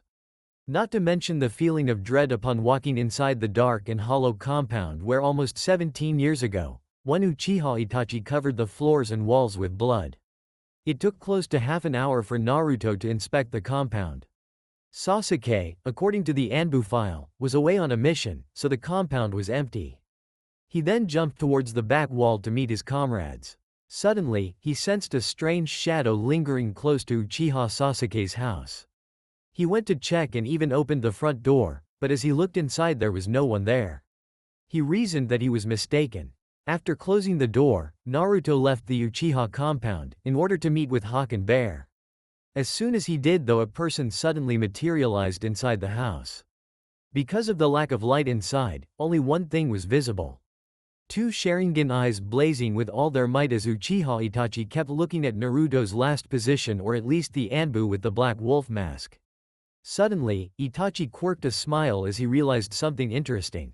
I always suspected it was you, Naruto-kun. I want to see how strong you've become since last time, with Naruto. Unaware of Itachi's presence inside the Uchiha compound, Naruto followed his team to the ANBU HQ before delivering the report. He was in desperate need of a shower and a bed. His feet were dragging him towards the place, as he started climbing the few set of stairs. He could have jumped all the way towards the apartment, but like Shikamaru constantly said, it would be very troublesome right now. Plus, his feet were killing him both from the travel back from Whirlpool country and the routine mission. It was a blessing that nothing occurred on the mission, or else he would have passed out from fatigue. Finally reaching the front door, Naruto opened it and stepped inside. He gave a little sigh in relaxation while taking off his ANBU armor and mask. Stepping inside his room, Naruto suddenly had the urge to smile at the sight he had of his bed. Kurenai was sleeping so peacefully under his sheets that he considered just letting her sleep and take a quick shower. It didn't take too long before he got into bed next to his girlfriend. He positioned himself inches from her body before gently placing his arms around her head. He knew that she, even asleep, would want her favorite pillow, so he just waited a couple of seconds. Much to Naruto's joy, Kurenai inclined her head towards Naruto's chest with a smile on her face as she emerged slightly from a blissful sleep. He then took some time caressing her soft hair, which was something she enjoyed as well. It was his method of not waking her, but telling that he was home. In a short while, Naruto closed his eyes and fell asleep as well, never noticing his girlfriend's whisper. "I'm glad you returned safe, Naruto." The next day, opening his eyes, he saw the first rays of sunlight invading his room. However, the normal weight on his chest was gone and he wondered if Kurenai had gone to a mission. He suddenly heard a noise in the kitchen and smiled. No doubt, Kurenai was fixing breakfast for them. Once up, he left the room and found the woman of his dreams wearing a red apron filled with white flowers. While certainly amusing, it was also arousing to the blonde. Slowly, he reached her, before enveloping her belly in a soft hug. The woman couldn't continue what she was doing, so she let go of the kitchen utensils and caressed Naruto's arms while turning her head to see the face of her beloved boyfriend, looking at her with those deep ocean eyes. It always mesmerized her just to look at them. "Good morning, Kure-chan," Naruto greeted, before giving her one hell of a good morning kiss. "Good morning, Naruto-kun, breakfast will be ready in a couple of minutes, so why don't you take a seat? There is a note sent by Tsunade-sama for you." Naruto nodded and took a seat by the table, before seeing the scroll with Tsunade's orders for today. "Naruto, please meet me in my office at 10. Jiraiya and I want to discuss your mission and also something else. It's of utmost importance and it must be discussed personally. Don't be late." Tsunade. The blonde wondered what could be so important, but he just shrugged it off, before seeing that breakfast was being served. Kurenai then took a seat next to him and smiled at her boyfriend. "So, seeing as you're not in a rush to get to work, I assume you have time. So tell me, how was the mission to Whirlpool country?" Naruto smiled, while serving some coffee and milk inside his cup. "Life-altering, Kure-chan, that's how it was. Everything was planned from the beginning. My mother planned this even before I was born. Once I reached the island, a kind of water dragon appeared out of nowhere and set me on a two-part test. The goal was for me to receive my mother's heirloom. It wasn't easy, I'll tell you that. The damn creature had me facing my ancestors from the Uzumaki family. 3 of them against me, and the worst part was that I was prohibited to use chakra." As Naruto started talking about the fights, in vivid details as the man loved his battles, Kurenai was comfortable just sipping her tea while listening to her boyfriend talking. "And then after winning the battle, the dragon cast an illusion on me." Now this spiked Kurenai's curiosity as she was fond of the field. "I suddenly woke up to a world where everyone considered me the demon reincarnated. Even the Sandaime Hokage and Iruka loathed me for something I didn't have any control over. At first, I was hurt and confused as the illusion part was alien to me. The Sandaime called in for my execution and I could see Kurenai-chan. His eyes were one of pure hatred and malice towards ending my existence. I could have attacked them, I could have used the fox's chakra and escaped, but I didn't. Even when Yugo was set to decapitate me in front of everyone, I just stood there, refusing to accept the fox's chakra, who was screaming inside my head to do so. My fate was clear, Kurenai-chan, but I didn't fight back. Why didn't you? Considering it was an illusion, you could just break the connection by forcing your chakra to stop the outside source. Genjutsu breaking 101 Naruto, you know that. As a genjutsu specialist, Kurenai felt insulted at her boyfriend's actions. For a moment there, she forgot this was a mission created by Naruto's mother in order to give his heirloom. Naruto, for his part, had a perfect explanation for his actions, and although he wondered why Kurenai acted the way she did, he explained. "You do remember when I said that I wouldn't use the fox's chakra ever again, right?" To Kurenai's nod, he continued. "Although it was the dragon who played the fox in my head, my resolve was firm in not using the fox's chakra. Plus the fact that I didn't know it was an illusion. At first I was fighting against 3 generations of the Uzumaki family. Then the dragon attacks me and when I wake up, I see myself in a different Konoha with everyone blaming me from Kyuubi's actions. The frown on her face was less evident, but her boyfriend did swear never to rely on the fox's chakra, so his decision had merit. Plus, Kurenai couldn't say no one had ever beaten her in the illusion department. She considered herself one of the best in the field, but Uchiha Itachi wasn't of this world with that Sharingan of his. Sorry about lashing out at you, Naruto, it's just that I always expect you to act as I do when it comes to the genjutsu department. Now, what happened later? Naruto looked at her for a while, before continuing on, although he was aware of Kurenai's expectations of his genjutsu skills. Though they are boyfriend and girlfriend, Kurenai acted more as a sensei to Naruto during his illusion training. After Yugo decapitated me, the world went blank once more and I passed the test. According to the dragon, I passed because I didn't succumb to darkness, even in such a dire situation. I then reached a specific cave where a letter from my mother was engraved on a stone in the middle of a small lake. Next to the stone, was the sword you see behind you and the scroll with the Dragon Clan summon. The letter was short really, but Naruto paused a little, as the picture of his mother appeared inside his mind once more, while she recited the words written on the stone. Kurenai could see he was smiling and she smiled in response. I could feel her there with me, like she was handling me my heirloom. It was by far the best memory I could have of her. Kurenai didn't know how it was to be born an orphan. She had memories of her parents and her family while growing up. But one thing she knew was that she never saw her boyfriend in such a state. Just by looking at him, she could exclude every problem that occurred in her life. It was like the only sight that mattered was his smile, and she thanked Naruto's parents for going out of their way to show him who they were. I really wanted to meet her, Naruto, Kurenai said, earning another smile from the blonde. Yeah, me too. After that, the couple shared a delicious silenced breakfast, while throwing a bit of conversation here and there. Kurenai's team was doing great in their rather considerable number of missions lately.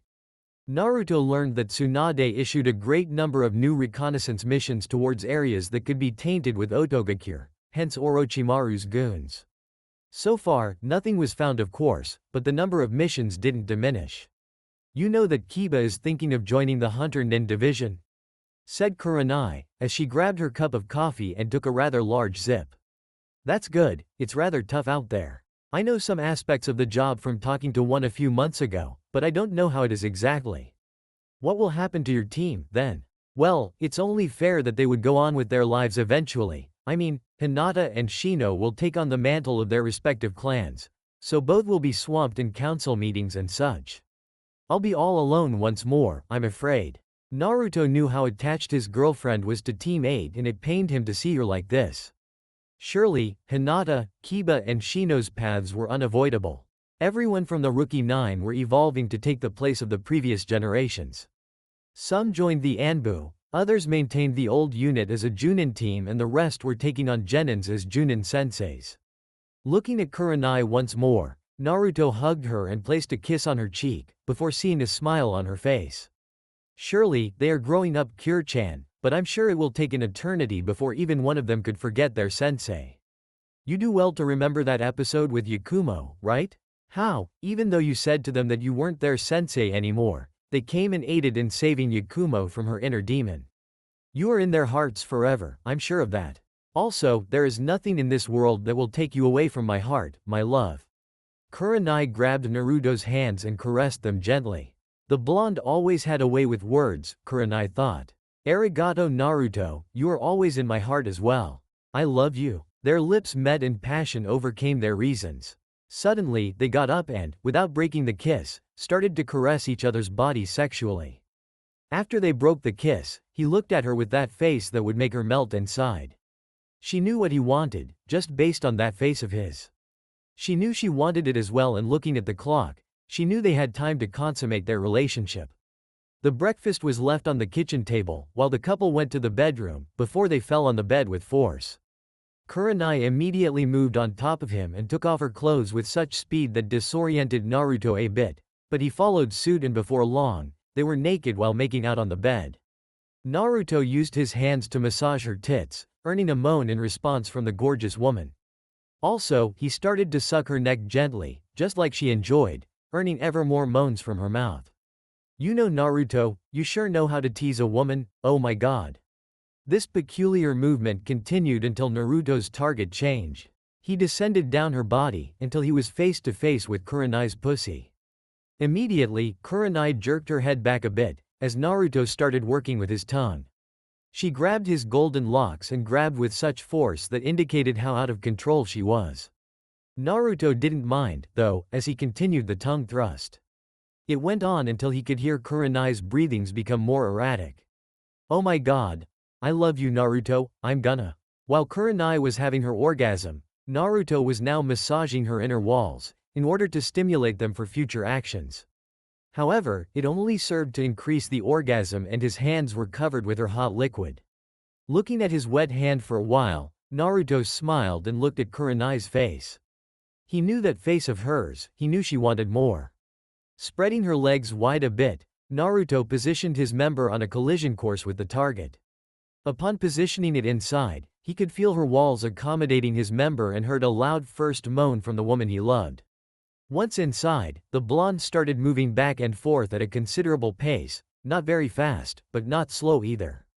Kurenai was feeling every inch of her inner walls expanding and it felt wonderful to feel her boyfriend like this.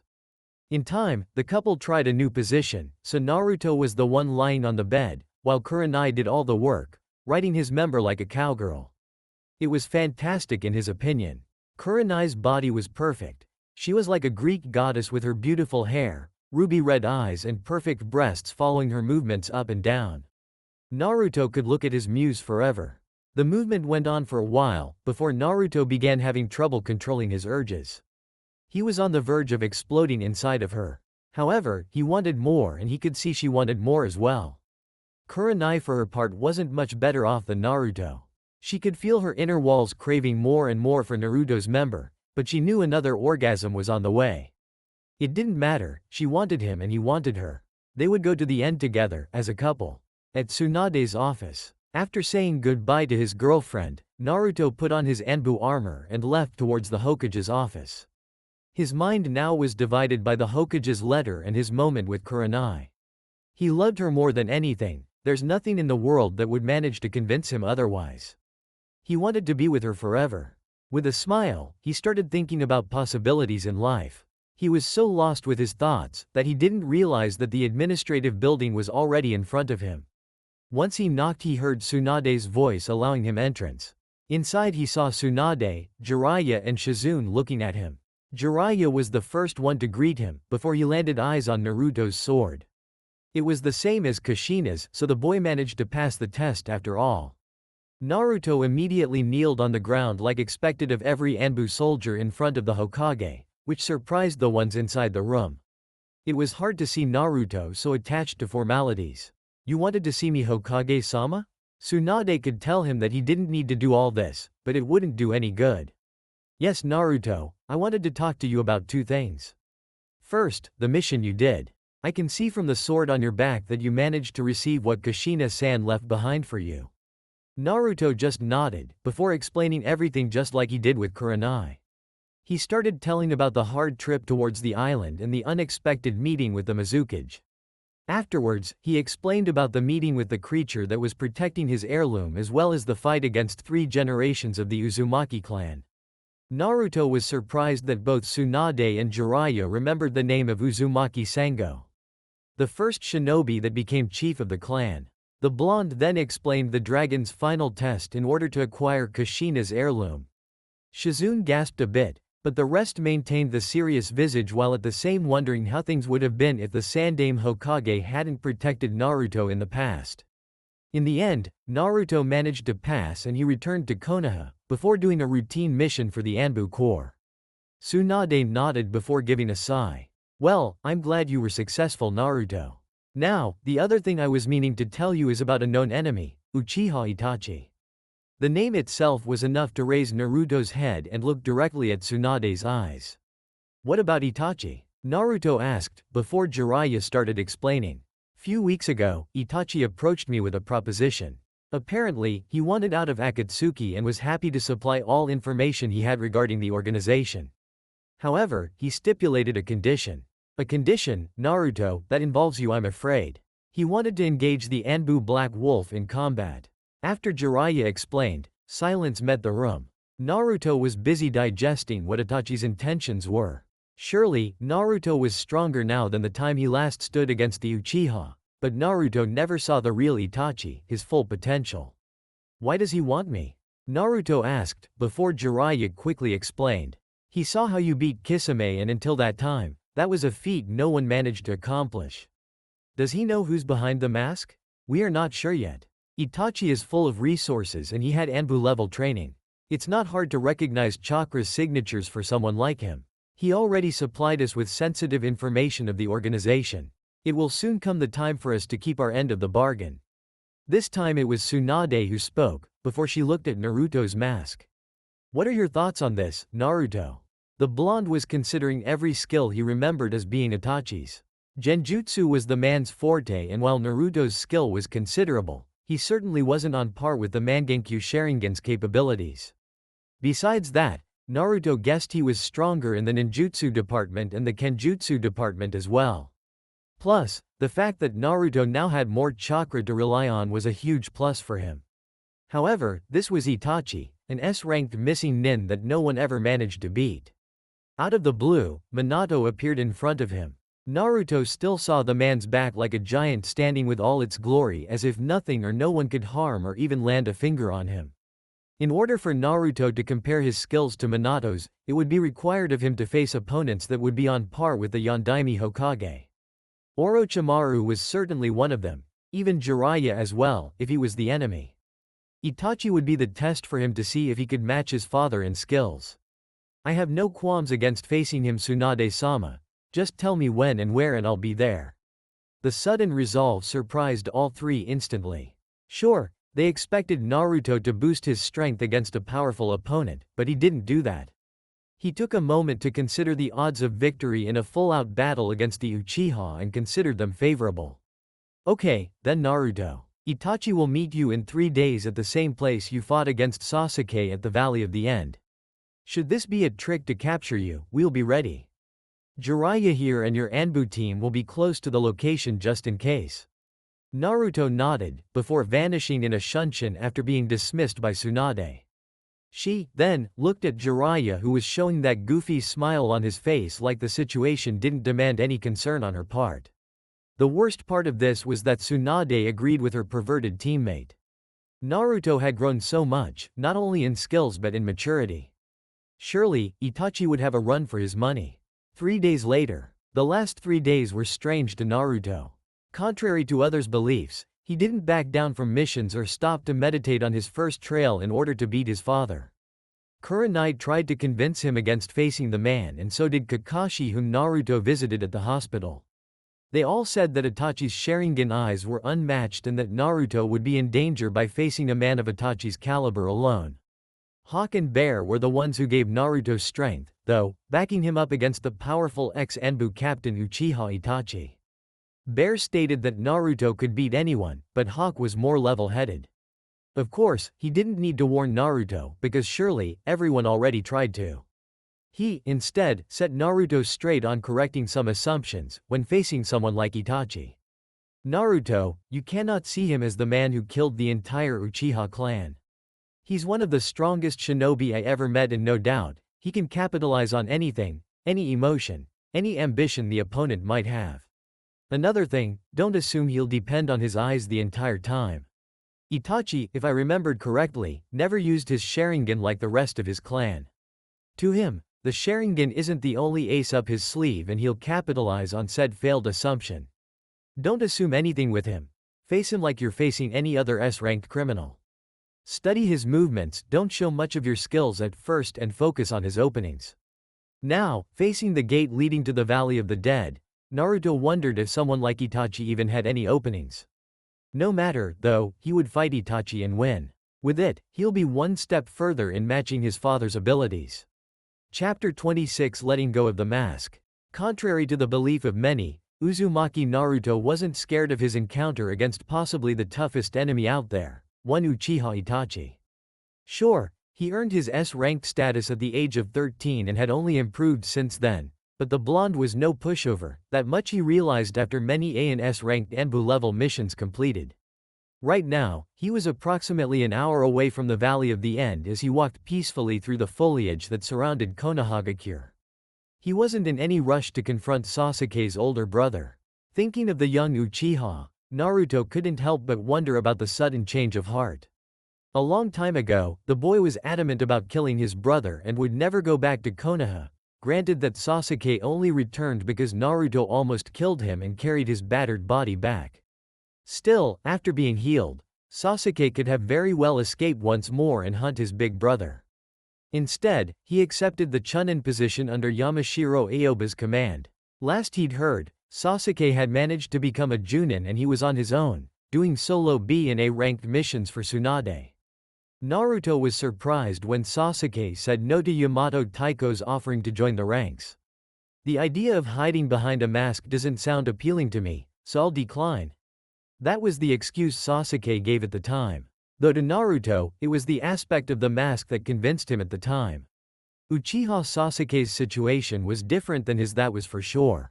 Sure, Sasuke betrayed Konoha and joined Orochimaru, one of Konoha's most vile enemies, but Naruto had the Kyuubi inside of him. Well, considering the amount of damage and carnage caused by the fox, just its mention would be enough to cause tough men to stir and others to flee scared for their lives.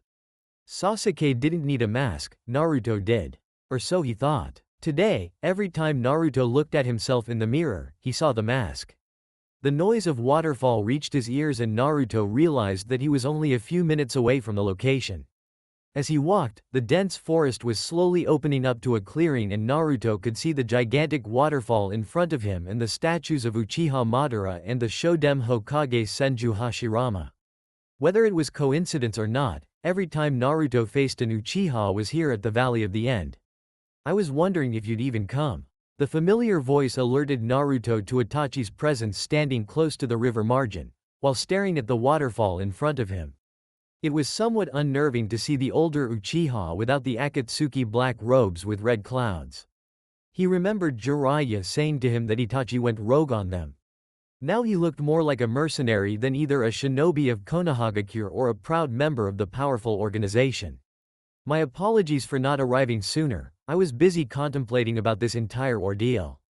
Who would believe that Uchiha Itachi of all people would want to fight little old me? Itachi turned and saw the appearance of his enemy. ANBU level missions tend to create confidence in shinobi, he realized. The ANBU was crossing his arms like this entire event was beneath his time. The older Uchiha saw a bit of himself once wearing the Weasel ANBU mask and performing tough S-ranked missions both as a regular ANBU and as captain of a squad for Konohagakure without even blinking. Anyone who could defeat the strongest member of the Kiri no Shinobigatana Nananan Shu, 7 swordsmen of the mist, is worthy of attention. If my desire is to test my skills, then my opponent should be at least my equal if not better than me. However, up to now, it's been hard to find such an opponent, I'm afraid. One word that Naruto couldn't find better to describe an Uchiha was arrogance. Sasuke had it in spades, but the blonde always wondered who was responsible for him having such a superiority complex. Are you saying you were better than Hoshigaki Kisame, then? I at least was humble enough to admit that I had help in defeating him, but apparently the Uchiha's arrogance knows no bounds. Zero. Now, I see why Sasuke behaves like he's stronger than Kami himself. He picked it up from his big brother. Tell me something, Uchiha Itachi. If your desire is to ask why I committed such a vile act, considering it was my family and all, then you could stop wasting my time, said Itachi. As an ANBU shinobi, you have access to all of the village's classified information. Everything that both the regular ANBU did in order to secure peace amongst the villagers is filed and open to any ANBU who wishes to dig up the past. Naruto, though, snorted once more at the Uchiha's arrogance, in thinking that the blonde wanted to know the real reason behind the Uchiha massacre. Itachi was right. Naruto did have access to the report of that night. How Itachi was labeled a traitor to the village, even though he did nothing more than rid Konoha of a potential civil war threatened by the Uchiha clan if things didn't go their way. How the Sandaime Hokage, despite wanting to push more dialogue between the parties, went along with the Uchiha slaughter. No, Naruto didn't want to know about Itachi's reasons for killing his entire family. The blonde didn't care about that at all. You should consider letting people talk first instead of interrupting. Indeed, I know what happened that night and I have no desire whatsoever to inquire your reasons. Quite frankly, when the Uchiha massacre happened, I was but a kid in the academy trying very hard to listen to all the lectures of history and chakra introduction. What I want to know is quite simple, and yet it's being bugging me since I read the file of the Uchiha massacre. This time, Itachi didn't interrupt Naruto as he continued talking. Why, despite doing probably the most dangerous missions of all time in favor of the village, did you consider joining an organization such as Akatsuki? Why even flee Konoha at all, knowing that you could create a hidden alias inside the ANBU forces? You went rogue for reasons I just can't fathom. Naruto asked, before silence reached the area. The wind suddenly peaked up and the noise of the waterfall seemed to increase. Itachi's pose, though, revealed nothing. He was trained this way, after all. However, inside, he was in turmoil. To this point, he was considered a traitor for his vile actions against his own family. However, no one ever considered him a traitor because he abandoned the village of Konohagakure. Indeed, fleeing from the village wasn't a good idea and he knew that much. A truly intriguing question that until this point, no one ever bothered to look at the situation from this specific point of view. However, the answer in Itachi's mind was evident. It's surprising to see someone wanting to know my reasons for what I did back then, instead of just crucifying me. However, it's more surprising when you come here and make little of what happened. You want to know why, despite never betraying the village's trust, I choose to flee instead of hiding inside the village. The answer is quite simple. I was the scapegoat used by the village. They used me to deal with a bloodthirsty clan once and for all. It's easier to blame an S-ranked criminal than openly say that the Hokage itself ordered the execution. Less political damage for them, compared to other villages, and they managed to kill the Uchiha clan. However, I'm not here saying I was forced into this situation. I willingly accepted. Now, saying that I should have remained inside the village walls would be the same as stating that the destiny of my family was to vanish. The Uchiha were responsible for founding the village. We were worshipped beyond necessity. If someone killed the Uchiha clan, then it would be expected that he or she would be considered a vile criminal and chased. Naruto nodded as he knew all of this. Despite wondering why Itachi was so open about this matter with him, he knew that the Sandaime Hokage just couldn't allow such an atrocity to be considered for the good of the village. Sarutobi Hiruzen was considered the most powerful ninja of his time, but he was equally recognized for his kindness and desire to protect everyone that stood inside the village's huge walls. Nonetheless, Itachi was still due to respond to all of Naruto's questions. You still haven't answered the question, Itachi. Okay, fleeing was your choice, but joining Akatsuki still remains a mystery to me. It eludes me why you'd even think of joining an organization whose sole intention was to collect the power of the tailed beasts.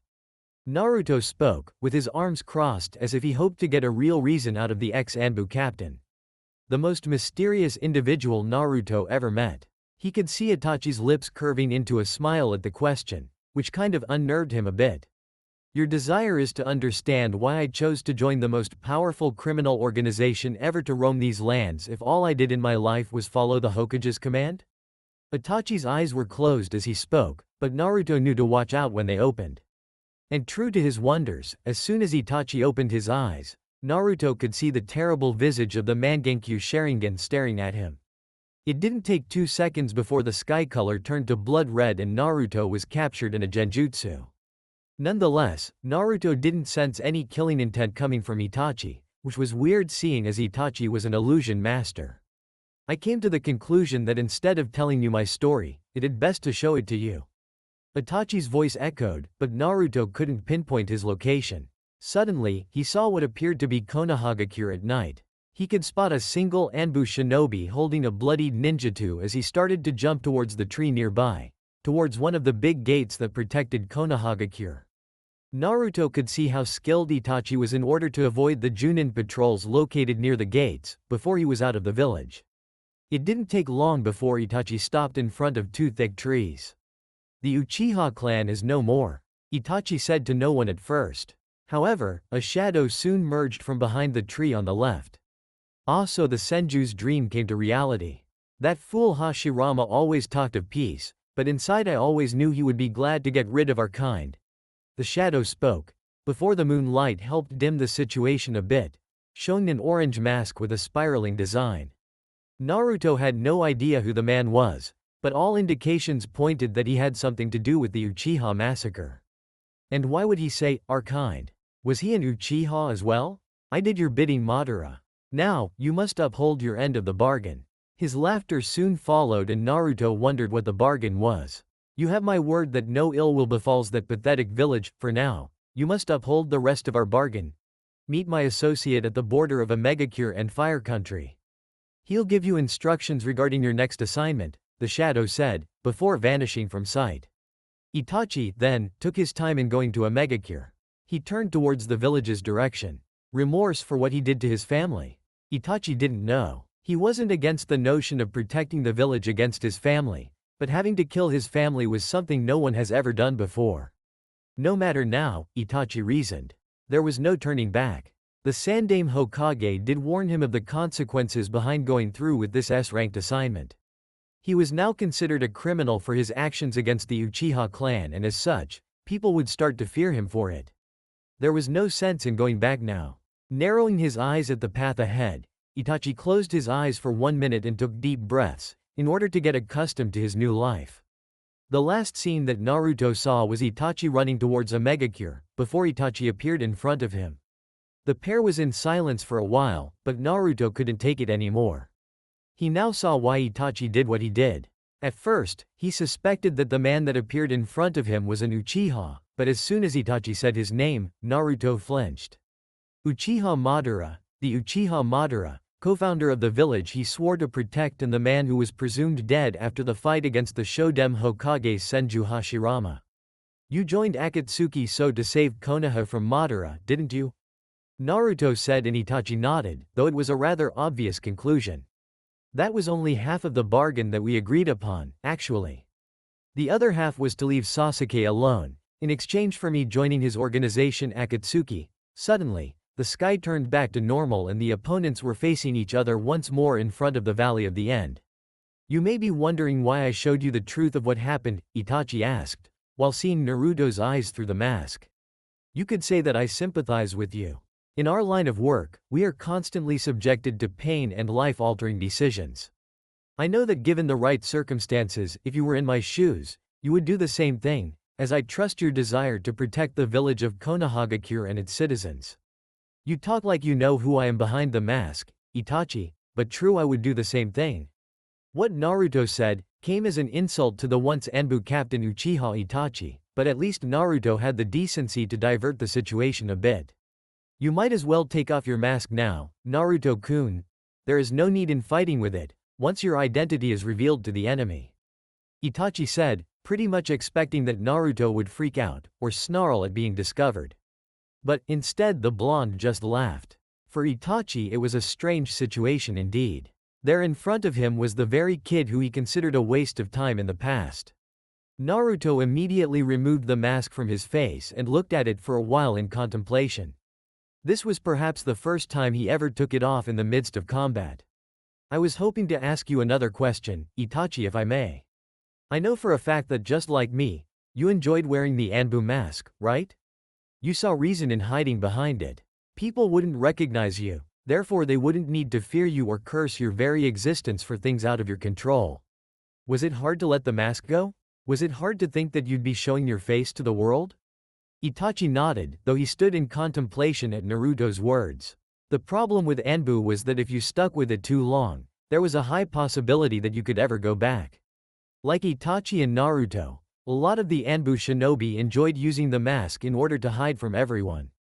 The mask was a part of them and even after taking it off, they feel as if it's still covering their true face somehow. For the first time in Itachi's life, he found someone worth sharing his pain with. Even Shisui, his old best friend, didn't cause him this feeling. Itachi now knew he'd made the right decision in challenging Naruto for this fight. Uzumaki Naruto would be the one to finally end his life of misery. Whoever said you could just let go of the mask? Your face may be visible without it, but the mask is never truly off, isn't it? Itachi concluded, earning a nod from Naruto.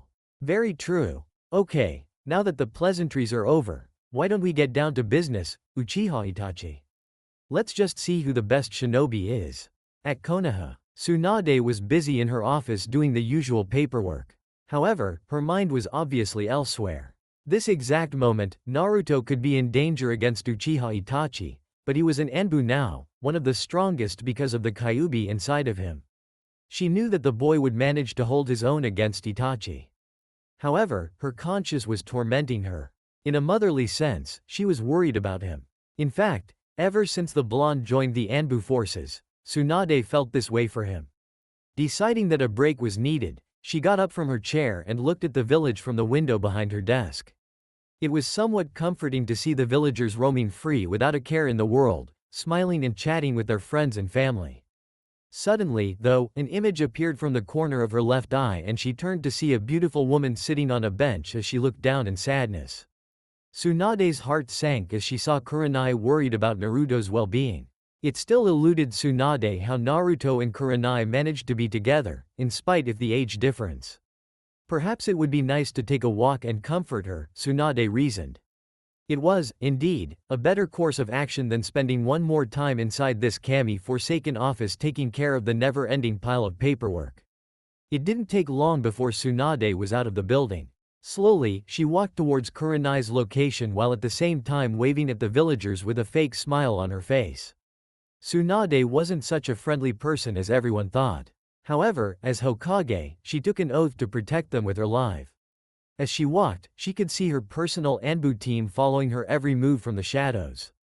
"That's a sight I never believed I would see coming from you, Kurenai-san," Tsunade said, surprising the downed Kunoichi as she looked at the Hokage. "Hokage-sama, I'm sorry, no need to be sorry. It's not every day our blonde knucklehead goes to fight a S-ranked criminal," Tsunade said as she took a seat next to the brunette Junin. "Wait, no, that's not accurate.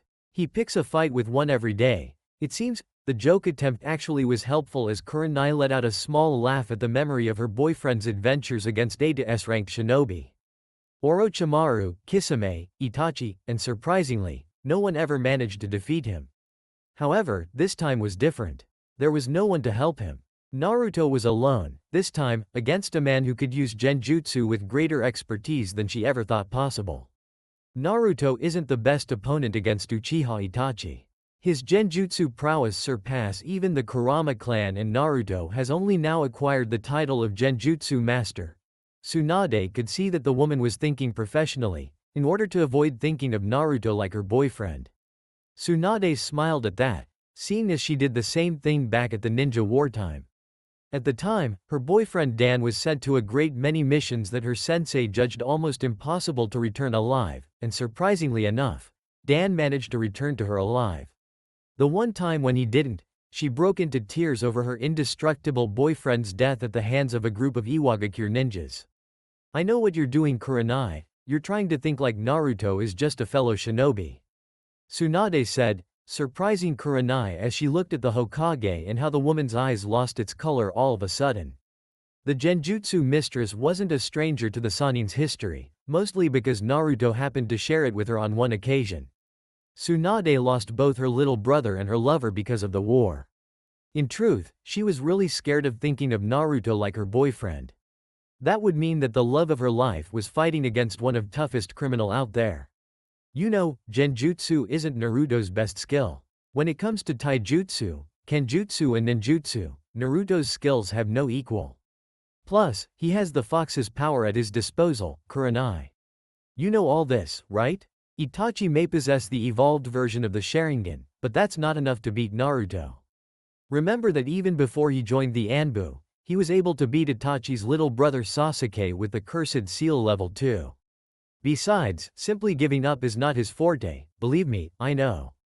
Kurenai nodded, before lifting her head and smiling at the blonde Hokage. "Thank you, Tsunade-sama, I appreciate it.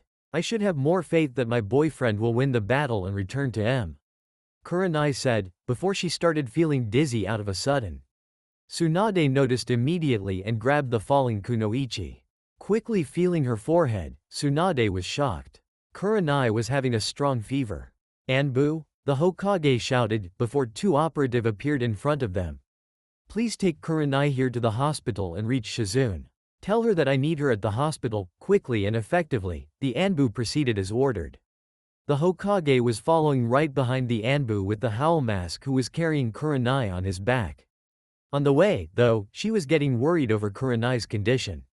Tsunade knew the file of pretty much every one of her shinobi, and she knew that the woman in front of her never presented such symptoms. She wondered if the sudden increase in temperature was because of her boyfriend's fight. However, Kurenai was known for keeping her cool in tougher situations before. The Hokage couldn't know for sure without the proper testing. Nevertheless, her instincts always proved to be correct. A part of her smiled at the possible outcome. However, another part of her feared that if worse came to happen, Naruto would possibly lose the greatest joy of his life and Kurenai would be alone. "Brat, you better return to her safe and sound, or else I'll drag you back from heaven and beat the crap out of you." With Naruto. After the pleasantries were exchanged, Naruto and Itachi just settled to watch each other and possibly study even the slightest change in behavior. Uchiha Itachi was at a disadvantage in this fight. Being with Akatsuki granted him tons of information regarding the Jinchuriki's skills and weaknesses. Zetsu took great care in taking care of this part. However, the man in front of him wasn't the Uzumaki Naruto that he had intel on. This man was different. Naruto, however, knew Itachi's skills and quite possibly his weakness. The blonde took his time in order to avoid making the fatal mistake of attacking first. He knew that with Itachi being your opponent, extreme caution was advised. The man's prowess in the illusion department was, simply to say, uncanny. He could very well trap Naruto inside a genjutsu, before the blonde realized his chakra was even tampered. All of a sudden, Naruto felt the unusual feeling inside his body and cursed his sloppiness. Quickly overcoming the minor genjutsu, Naruto was surprised to see Itachi just mere inches in front of him, with a kunai near his jugular. Quickly evading the attack, Naruto focused on avoiding eye contact so that Itachi couldn't read his movements. The blonde ANBU quickly blocked Itachi's punch with his right arm, before aiming a powerful upper knee to Itachi's stomach. Itachi, though, blocked with both hands, but Naruto was not done and, seeing that Itachi's hands were occupied, managed to land a powerful punch to Itachi's face. The elder Uchiha was surprised at the speed while taking his distance from Naruto. Summoning two windmill shuriken from within the tattoo on his wrists, Itachi threw them at Naruto, who at first only saw one. He soon managed to see the second one from the shadow on the ground. Bending his body, he was able to pass in between the shuriken. However, Itachi was capitalizing on that and simply pulled the strings attached to the shurikens, instantly trapping Naruto, who wasn't able to escape when the shuriken returned. His body was sliced in two. However, Itachi had his Sharingan activated just in time to see that the blonde managed to escape by replacing his body with a tree log. Sensing heavy usage of chakra to his right, Itachi turned to see the blonde on the last hand seal, before the wind around the two increased. Futon Kei's no Yaiba, wind release. Wind sword technique. Even though the Uchiha had his Sharingan active, it was tough to dodge the rapidly approaching technique. Itachi managed to evade the technique, but he was surprised when a large number of shurikens flew at him, piercing every inch of his chest and arms. His look of surprise didn't faze Naruto as he already suspected Itachi's movement. Itachi was suddenly replaced with a bunch of crows and Naruto knew once more that he was trapped inside a genjutsu, only this time, it wasn't a minor illusion. The problem with genjutsu was that in order to dispel it, you need to overcome the invading chakra with your own. Itachi was aware of Naruto's insane chakra capacity, therefore he managed to add layers to the genjutsus. Naruto managed to dispel the first layer, but he wasn't counting on the possibility of more than one layer of genjutsu in the midst of the battlefield. Such a thing takes time and great focus to elaborate. Suddenly, Naruto was seeing his legs catching on fire. He could feel his leg burning as Itachi was tampering with his mind. Not able to dispel the technique in time, Naruto did the next best thing to do in order to escape. Grabbing a kunai, he sliced his arm a bit enough for a shallow cut. The illusion was immediately dispelled. Seeing this, Itachi quickly started a sequence of hand seals, before gathering as much air as he could inside his lungs. Kaiden Gukaku no Jutsu, fire release, great fireball technique. The immense projectile caught the blonde by surprise as he focused some chakra to his legs, before jumping towards the river. He could feel the deadly technique approaching fast. Focusing on a single hand seal and with a simple water manipulation, the blonde managed to create a small barrier in front of him, stopping Itachi's technique. Because of it, a great deal of white smoke was created between the two, allowing Naruto to use the same medicine on Itachi. Quickly going through a sequence of hand seals, Naruto started using his own trademark genjutsu on the illusionist. Maken Nakaru Urashi, demonic illusion. Hellstorm technique. It didn't take long for the smoke to clear, before Itachi was suddenly overwhelmed by torrential lightning that fell from the suddenly dark sky. Itachi knew a ninjutsu such as this existed since he managed to copy it with his Sharingan against a Kumogakure Junin. However, the elder Uchiha realized too late that this technique wasn't a ninjutsu but, much to his surprise, genjutsu. He dispelled Naruto's storm, before widening his eyes at the horizontal hurricane that hit him dead-on, sending him flying towards Hashirama's statue. Futon Suidu no Tatsumaki, wind release. Tornado tunnel technique. The technique went all the way to Hashirama's feet as it carved a deep hole inside the cave. Itachi, though, managed to escape the impact by replacing himself with a small stone nearby. However, the man knew it was a close call. As he got up from his position, he looked at Naruto from a distance and took his time a bit. The simple fact that Naruto was able to perform illusions such as that one was impressive, but to think that far ahead wasn't something Itachi would expect from the blonde Jinchuriki. He had mere seconds to think of a strategy as he was busy dealing with the great fireball technique. Naruto used the smoke to his advantage and managed to cast a demonic illusion, without the Sharingan's awareness. However, something else was wrong about Naruto's chakra, Itachi reasoned. When in Akatsuki, Itachi learned how to feel the usage of demonic chakra. He learned that despite not using the beast's power, he could feel at least a small part of demonic chakra in the Jinchuriki's attacks. He couldn't feel any trace of the fox's chakra in Naruto's attack. The ANBU just stood, waiting for Itachi to come. And as expected, the elder Uchiha got up from the debris, presumably unscathed, and started walking calmly on the water towards Naruto's direction. Naruto knew, though, that his attack caused significant damage on Itachi. That specific attack, besides sending the enemy flying, manages to deliver heavy cuts on the opponent's skin. However, whatever damage was inflicted on Itachi, Naruto knew it wasn't nearly enough to give him the victory in this fight. Itachi was still due to activating his Mangenkyu Sharingan, and once he did, Naruto would have to find some strategy to use against his two deadly techniques. As soon as Itachi stood within striking distance of Naruto, instead of charging at the ANBU, start doing hand signs for a ninjutsu, activate his Mangenkyu, he opted to talk. I see you managed to cover a lot of bases after our last encounter, Naruto-kun. I do wonder something, though. Why couldn't I sense any lingering demonic chakra in you? Despite the situation at hand, Naruto smiled at the fact that Itachi discovered his little secret. Also, the echoing laughter that appeared in Naruto's mind showed that the fox was amused as well at the question. However, that doesn't mean Naruto had to give him the true version of what happened. The blonde wouldn't even think in letting Itachi know that his status as Jinchuriki was long gone by now. Let's just say, Itachi, that I practiced a lot in controlling the fox's chakra up to the point of being able to set it aside for usage if the need arises. Naruto lied, but his eyes portrayed nothing of the sort. Not that the fox is any happy about it, let me tell you. It wanted so bad to control my urges. Right now, I can hear him hitting the bars of his cage, urging me to rip you apart, using his foul chakra. It's just amusing to hear his screams, don't you think? Instead of waiting for a response, Naruto focused a bit of water manipulation and caused a minor jet of water to charge at Itachi, thus taking his focus away from the real attack. Itachi managed to dodge the jet of water, but not the sudden punch on his gut. The power behind the punch took a bit of air from Itachi's lungs, but he was able to move aside from the following kick to his face, thanks to his Sharingan. Doing a few back flips while performing hidden hand seals, Itachi finished with the tiger seal just as Naruto was charging at him, which proved to be quite a mistake.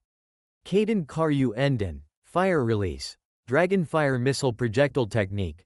Naruto was surprised with the speed behind the jutsu and he cursed his lack of judgment in charging head-on.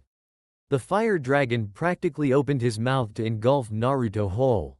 The blonde had only one choice to get out of this situation and he wasn't going to think twice about it. Itachi saw the attack engulfing Naruto whole. Because of Naruto's wind nature, fire attacks cause much more damage on his body. He knew that such an attack wouldn't be enough, but at least it would hinder his opponent for the killing blow. After the attack was finished, Itachi could see, with some surprise, that Naruto was convulsing on top of the water. His body was entirely burned. Perhaps he underestimated the Jinchuriki. Suiden Suiryuden no Jutsu, water release, water dragon projectile technique. The sudden surge of chakra alerted Itachi, allowing him time to avoid the massive dragon technique. He jumped high enough to avoid it as he watched the dragon charge at the huge waterfall. Itachi landed on the water before he faced Naruto once more. This would be the second time Naruto managed to deceive him. Itachi was truly impressed with the blonde so far. However, the time for pleasantries was now over. It was time to get serious. Mangenkyu Sharingan. Naruto sensed it immediately as he looked at Itachi's now changed eyes. Suddenly, his opponent crossed their distance faster than Naruto could even see, before Itachi landed a fierce kick on Naruto's stomach, sending him flying. At the same time, Itachi activated his Amaterasu technique, sending torrents of black fire in Naruto's direction. The blonde, for his part, looked at the incoming attack and knew he had to do something, and fast. Those black flames wouldn't stop coming until Itachi said so. However, Naruto could at least stall their advance long enough for him to get out of the flames' path. Suiden Dai Suijinheki, water release, great water barrier technique. As soon as he managed to land on the water, a huge wave appeared in front of him, stalling the black fire a bit. Naruto could see the fire actually winning the battle against Naruto's barrier, but he wasn't going to stick around waiting for the black flames to burn him and send him to hell. He quickly jumped to the Madara's head as he looked at the precipice of fire created by Uchiha Itachi. However, the Uchiha was nowhere in sight, which frightened Naruto a bit. Because of the Mangenkyu Sharingan, Itachi's speed pretty much doubled, making it almost impossible for Naruto's trained eyes to follow. Suddenly, Itachi appeared on the Hashirama's statue, looking at Naruto with apparent boredom, which kind of infuriated the ANBU. Focusing chakra to his legs, Naruto threw smoke bombs in order to hide his path. As soon as the smoking bombs went off just inches from Itachi's position, Naruto vanished from his position and reached the Hashirama's statue. Immediately, he went behind Itachi, but was surprised to see that he hadn't moved from his position at all. What was weirder was that he was facing the Madara's statue like he was facing his enemy. Something was off. As soon as Naruto tried to move, though, he felt something hold his arms and legs, binding him in place. What the hell was going on? Itachi, then, turned from his usual position, just when the sky turned from the already darker shade of blue to the blood red from the first genjutsu Itachi used in order to show Naruto his story. Looking around, the ANBU realized he was tied to a cross, and instead of one Itachi, several appeared holding katanas. I confess you surprised me, Naruto, with your skills as a shinobi. However, this is where your life will end. This is my world and I control every aspect of it. That's why you'll be tortured for 72 hours. Trust me, Naruto-kun. Even Kakashi-senpai wasn't able to withstand this type of torture. With that said, all the Itachis started thrusting their swords into Naruto's flesh, followed by a deafening scream of pain by the ANBU. The blonde was being punctured like hell, and, even though he knew it an illusion, the pain was just too great to even focus. The blonde was having trouble thinking clearly as each second he was pierced by Itachi's swords relentlessly. The pain was unbelievable, and the fact that he had to withstand for 72 hours was unbelievable. 70 hours, 59 minutes and 59 seconds to go. Naruto-kun. If the blonde had enough air inside his lungs, he would have screamed further in pain, but right now, all he could do was flinch as 50 or more swords kept impaling his flesh. Naruto lost count of how much time passed since the illusion started. One thing he knew was that if he didn't stop this, his mind would shatter. Itachi, for his part, was admiring Naruto as each second passed inside his illusion. Kakashi's mind perished in little over 10 seconds of torture, and Naruto was going for 2 entire minutes already, and he could hold on for more. However, something was off about his technique. He could feel someone tampering with his control, but who could it be? With the level of torture Naruto was undergoing, he couldn't possibly focus on something other than withstanding the pain. This is truly an admirable technique, Uchiha. But I'm afraid I can't let it continue. The strong voice filled Itachi's illusion as the Itachi stopped piercing the blonde, who for his part, began panting from the excruciating pain. Nevertheless, his breath was slowly returning as he managed to speak, albeit barely. I never thought I'd be so happy to hear your voice, Furball. Kyuubi, Itachi asked as the sudden red eyes appeared behind Naruto as if he was his protector. This was perhaps the first time Itachi encountered the beast face to face. Its menacing eyes looked even more terrifying than Madara's eternal Mangenkyo Sharingan eyes. Immediately, Itachi remembered the tales of some of his ANBU co-workers about the Kyuubi event on that fateful event that pretty much changed Konoha's history. He was told of how with just its majestic roar, made the majority of the village scared shitless. Imagine what the fox's killing intent would do to a person. Itachi now knew he was treading a dangerous course in maintaining the technique. Under Akatsuki, he was trained to defeat the jailers, not the actual demon. Preferring to be safe than sorry, Itachi proceeded to disrupt his illusion. However, something was wrong, he feared. He wasn't in control of the Tsukiyomi any longer. Looking at the menacing blood-red eyes in front of him, Itachi tried every bit of his usual stoic personality not to cower in front of the most powerful demon's sight. The Uchiha made a terrible mistake in underestimating the level of the bond shared between Tailed Beast and its jailer. He was now under the command of the fox and he was cursing every second of it. The Kyuubi, for his part, secretly grinned at his job well done in deceiving the elder Uchiha. He may not be as powerful as before, because of the seal being released. Nevertheless, being inside Naruto's mindscape, Kyuubi could protect his host's mind against powerful genjutsus such as the Tsukiyomi technique. As you probably realized by now, Itachi, I'm now in control over this world. Therefore, your mind is at my whim. The fox was having a hoot upon feeling this kind of fear for the first time in almost 17 years. He always regarded the Uchiha as stoic individuals. However, Itachi was smart enough to realize the possible implications of what the fox made it out to be. The fox could even hear the man's heart pulsing faster and faster.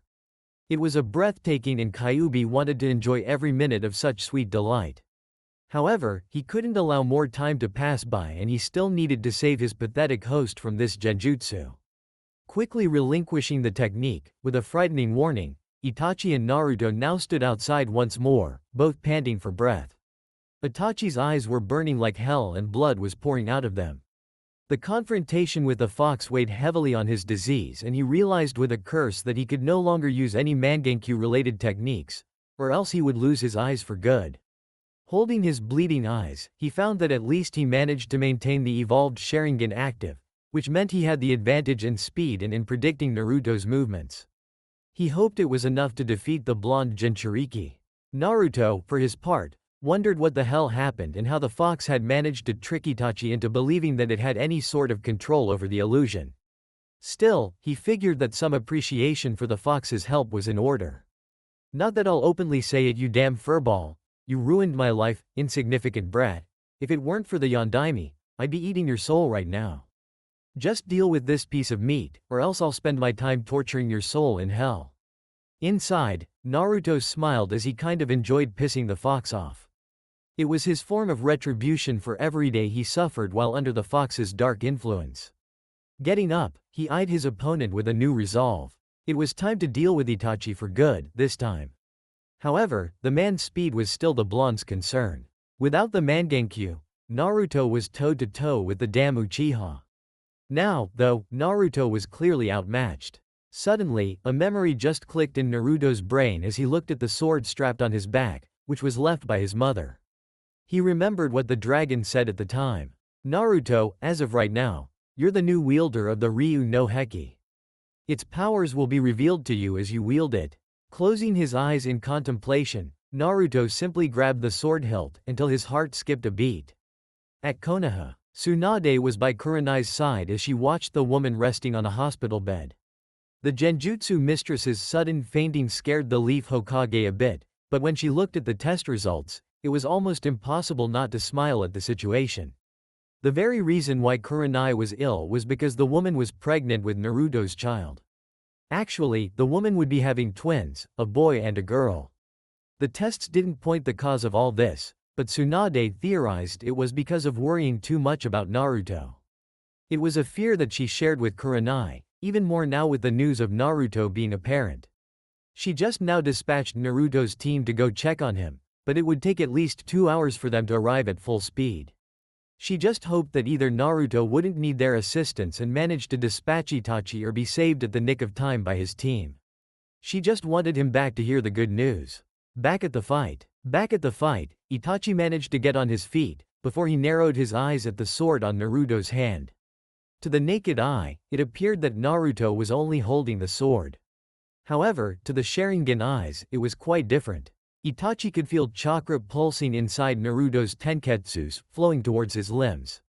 Also, the energy was coming from the sword to which, after further inspection, Itachi widened his eyes in surprise. As an ANBU captain, he was privy to a great many secrets. One of them included the legend of one ANBU operative in the past that possessed that very same sword. Although its abilities were kept a secret by decree of the Yondaime Hokage, Itachi carved it for its possible power. Skilled you may be, Naruto-kun. However, as proven before, my speed is unmatched, it's time to meet your end, I'm afraid. Right after Itachi finished talking, he vanished using his speed to get behind Naruto. Quickly taking a kunai and getting into position, Itachi aimed the kunai at Naruto's lung. However, the Uchiha was surprised when out of the blue the blonde turned and blocked the attack. Vanishing once more, Itachi wondered where the blonde go, before his Sharingan alerted to a surprise attack on his left blind side. It was only because of this that he managed to dodge Naruto's precise stab, otherwise he would be dead right now. Just how the hell did he increase his speed like this? Itachi thought as he saw Naruto doing hand seals faster than before. Raiden Myakuhou, lightning release. Pulse cannon technique. Shortly after finishing the hand seals, Naruto positioned his hand forward, slightly touching the thumb and pointing finger of both hands together. Focusing a lot of chakra, Naruto released a considerable lightning ball, which started flying towards Itachi in speed that frightened the Uchiha. However, he managed to evade in time, before the technique collided with a giant stone. The result of the clash caused a giant flash to overcome the area, blinding the Uchiha because his Sharingan eyes were active at the time. Not to mention the fact that the stone was utterly disintegrated. Naruto took his opportunity and moved to the final blow, ready to kill Itachi for good. However, he had to dodge due to an act of desperation by the Uchiha, who used his family's signature technique on the direction he last saw Naruto. The little time allowed Itachi to recover his sight, before charging at Naruto once more. This fight would be decided by the fastest opponent. Naruto figured this out as well and the two charged at each other, before meeting halfway at the center of the lake. Itachi's Sharingan was having trouble predicting Naruto's increasing speed, but he was able to see his movements quite clearly. When they stopped in front of each other, both realized that this was the final movement. Right now, one will live and other will perish. Positioning his kunai towards Naruto's heart, Itachi focused every bit of chakra on his limbs and managed to overcome the blonde. However, when he was about to pierce the blonde's heart, Itachi was surprised that the Naruto in front of him was nothing but a bunchin. It was his last mistake as Naruto appeared on his back, piercing Itachi's back with his sword, going all the way to his chest. Chapter 27. Once an ANBU always an ANBU. Last chapter. This fight would be decided by the fastest opponent. Naruto figured this out as well and the two charged at each other, before meeting halfway at the center of the lake. Itachi's Sharingan was having trouble predicting Naruto's increasing speed, but he was able to see his movements quite clearly. When they stopped in front of each other, both realized that this was the final movement. Right then, one would live and other would perish. Positioning his kunai towards Naruto's heart, Itachi focused every bit of chakra on his limbs and managed to overcome the blonde. However, when he was about to pierce his heart, Itachi was surprised that the Naruto in front of him was nothing but a bunchin. It was his last mistake as Naruto appeared on his back, piercing Itachi's back with his sword, going all the way to his chest. Present time. Itachi's eyes soon lost color for an instant as his entire body convulsed because of Naruto's sword piercing his most vital organs. In less than a minute, every day of his life flashed in front of him, as he remembered everything he did up to this point. The way he was raised by his family, his first mission as a shinobi, his first kill, all the way to his days at the Akatsuki organization and how he managed to defeat powerful enemies, like they were nothing. Uchiha Itachi was always considered a prodigy, a genius by his peers back in Konoha. However, that managed to inflate the man's ego up to the point where he considered himself invulnerable. The disease caused by the Mangenkyu Sharingan was the only thing he knew could kill him. This was his thought until now, as he looked down at Naruto's sword piercing his lungs. It was kind of ironic how he would meet his death, considering the situations he has been through in his life. He managed to kill the Uchiha clan almost by himself. He was able to go against S-ranked ninjas while in ANBU. He was one of the most ruthless members of the Akatsuki organization. And yet, a single sword managed to end his life. It was kind of a humble feeling prior to his death as Naruto pulled the sword out, before blood started licking away from the death wound. Itachi was slowly sinking, but Naruto grabbed his body. Akatsuki's intel didn't do you justice, Naruto-kun. You've grown powerful and skilled in all of the ninja arts. I chose my rival well in the end. Naruto was silent, though, just focused on Itachi's words, as they would be his last. I always hoped that Sasuke would be my executioner, so that I could reveal some truths to him about my actions. He deserves to know the truth. Itachi stopped talking as he coughed a lot of blood on Naruto's ANBU vest. His death was already imminent. Naruto saw Itachi's hand going inside a hidden pocket on his pants, before he pulled a small scroll. Coughing once more, his sight was now just a blur as he looked at the clouds passing by. Please give this to Sasuke. I know it won't be enough for him to forgive me, but at least he'll know the truth. Immediately, Naruto took it before placing it inside one of his kunai holders. By this time, Itachi was almost closing his eyes as he already saw a different plane of reality. In front of him wasn't Naruto and he wasn't at the Valley of the End. What surprised him the most, for a moment, was that in front of him was a small house located in the middle of a leafy field. Was this heaven or hell? He couldn't figure it out. Black Wolf, shouted Kakashi before Naruto's team landed next to him, but not once did he take his eyes away from the dying Uchiha. I have only one request for you, Naruto-kun. I know how my brother feels, I know his thoughts. With the truth soon to be unveiled, he'll want revenge, for what I did was for the village's welfare. Please don't let him. Naruto and his ANBU team knew what Itachi was talking about, since they were privy to Konoha's darkest secrets. They also knew that if Sasuke were to know the truth, chances are that he'll forget the oath he took as one of the village's Junin and kill the ones responsible for planning the death of the Uchiha clan. Itachi closed his eyes, not even waiting for an answer from the black-masked ANBU. Not only his disease, but the wounds inflicted by Naruto's sword were too much even for a shinobi of Itachi's status. He didn't need to worry, though. Naruto wasn't sure he'd deliver the letter to Sasuke. The oath he took prevented him from doing anything against the village's best interests. He would have to deliver the letter to the Hokage, who would decide whether or not to handle to Sasuke.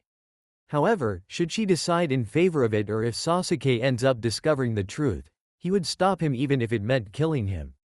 I can't promise I'll handle him the letter, Itachi. But if he eventually learns the truth and decides to take vengeance, I'll stop him.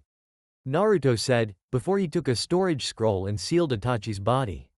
We better leave the premise. Immediately, none of the members questioned what happened before they arrived. They just took Naruto's word for it and turned towards Konoha. However, all four of them paled instantly at the feeling of a new presence. They all looked up and narrowed their eyes as two Akatsuki agents stood on top of Uchiha Madara's head, looking down at them. Neither of them looked familiar, but their chakra levels were off the charts. There were two of them against 4 ANBU shinobi. However, engaging in battle against more than one Akatsuki member was suicide and their mission was to secure Naruto for now, at least. It seems that Itachi did betray us after all. Too bad we weren't the ones to finish him off for his treason. One of the members said, with the strange set of eyes and spiky orange hair. Naruto did the only thing he could think of, in order to escape. Biting his thumb, he did the necessary hand seals.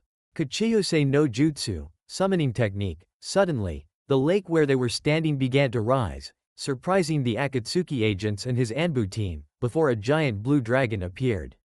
It was huge in size and it was smiling towards Naruto, its summoner.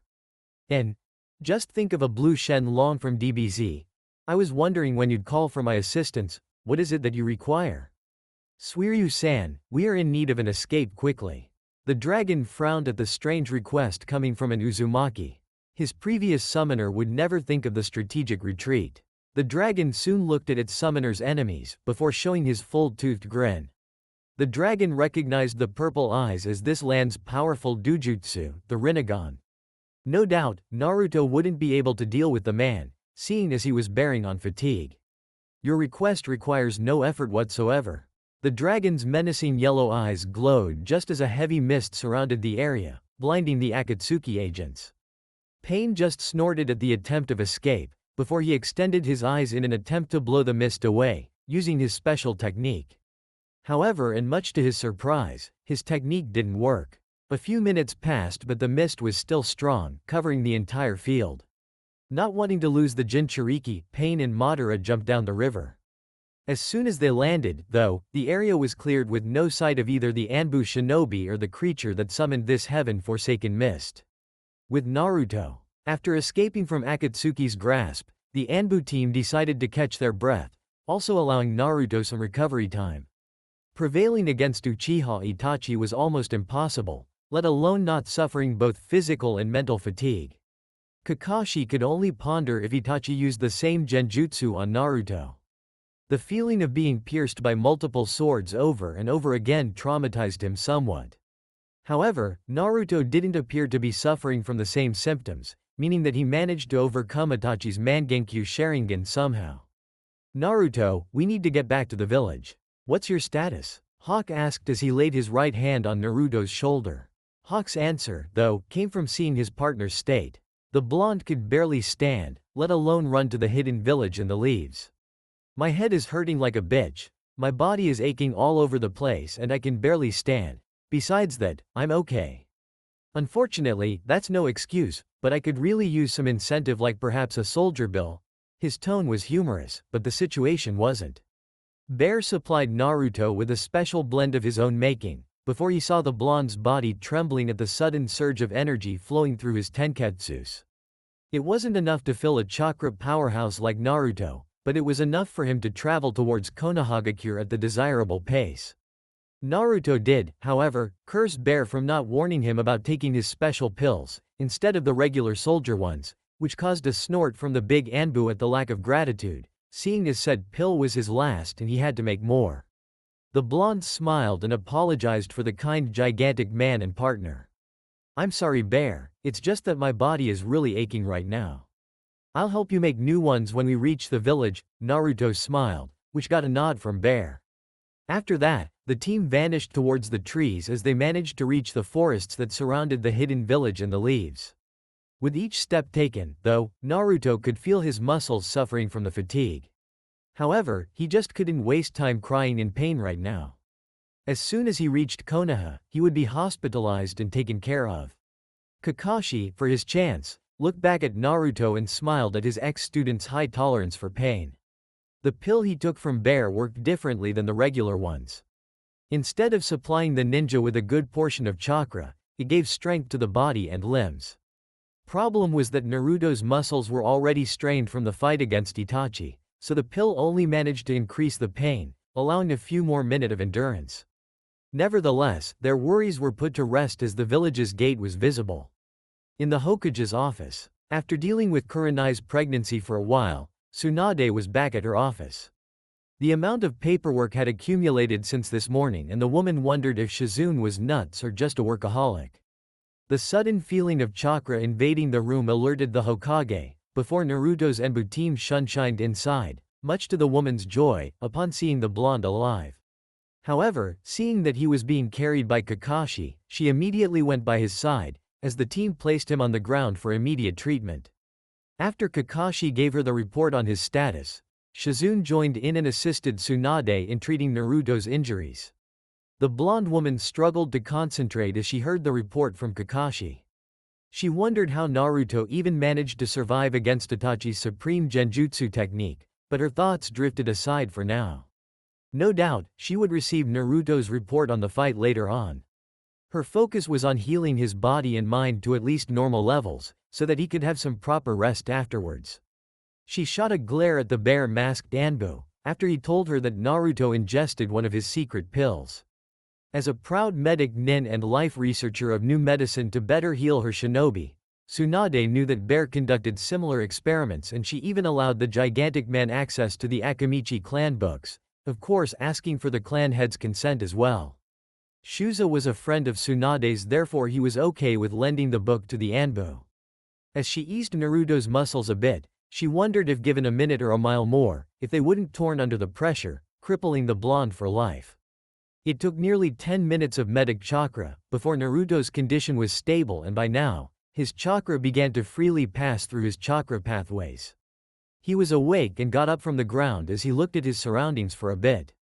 He knew this place quite well, seeing as his team was assigned to the protection of the Hokage on several occasions in the past.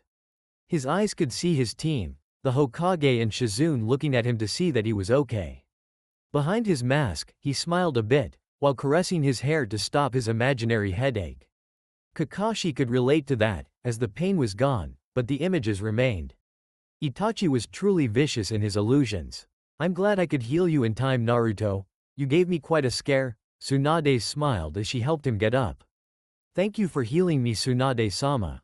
I guess that with the fox's chakra being mixed with my own, it takes longer to heal than before. Nevertheless, my being here shows the success of the mission." The woman nodded with a smile on her face, as anyone who lost in a battle against Itachi either was killed or captured. He certainly deserved the reputation. Naruto, then, handed 2 scrolls to the Hokage, who suddenly became serious. Quickly going to her desk, she unrolled the 2 scrolls, in order to analyze their contents. The big one is Itachi's body I captured after he was killed. The Hunter Nin division will glare daggers at me for doing their job, but at least it's one less S-rank ninja to worry about. The smaller one is a letter Itachi asked me to give to his brother. It contains everything that was kept hidden from everyone, especially Sasuke. He specifically asked me to keep Sasuke from doing anything stupid towards the ones who ordered the assault on the Uchiha clan. However, he first assumed I would give the letter to Sasuke, without even consulting it with you. I'll be handling the report of the fight shortly, Hokage-sama. After a brief read, Tsunade could see that Itachi really wanted Sasuke to know everything, including the fact that the elder Uchiha wasn't forced into murdering his entire clan by the Sandaime Hokage. However, despite the respect the man deserved for his service, Tsunade just couldn't show this to Sasuke, even though the boy managed to prove his loyalty to Konoha a long time ago, after earning the Chunin promotion. His trauma was enough to compare it to her own, after she lost Dan and Nawaki, and if she learned at the time that one man did both killings, she wouldn't know how to control her rage. Looking at Naruto, she could see he approved of her fear. If not, then he wouldn't waste time and would have given it directly to Sasuke as a sign of respect for Itachi. However, she would need to tell him that Itachi was dead, and that would raise unwanted questions. As much as she would like to admit, Sasuke was no fool, as no Uchiha ever was. Besides, Itachi's body belonged to the Uchiha clan, even if now the entire clan was composed of one person. I'll await the report, then. Team dismissed, except for you, Naruto. I want to talk to you about something important that happened while you were busy fighting against Itachi. The blonde nodded, a little bit hesitant to think that something bad happened to Kurenai and Tsunade was to be the bearer of bad news. However, he steeled his resolve as his team left the premise. A sudden smile appeared on Tsunade's lips as she happily gave him congratulations. For what, though, the blonde wasn't sure. Was it from defeating an S-ranked missing nin? Something in his mind told him it wasn't for this reason. What for Tsunade-sama? You'll be a father, Naruto. Kurenai is pregnant with twins.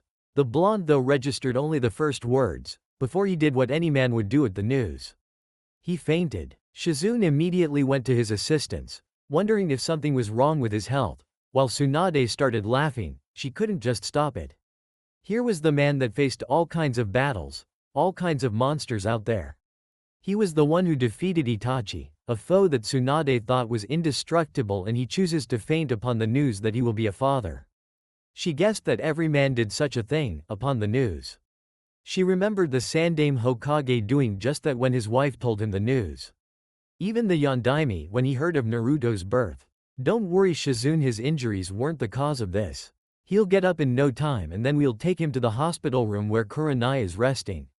At the hospital, as soon as Naruto awakened, he placed his mask back and vanished towards the hospital where his girlfriend was resting, leaving a bewildered Hokage and Shizune, who wondered where he went all of a sudden.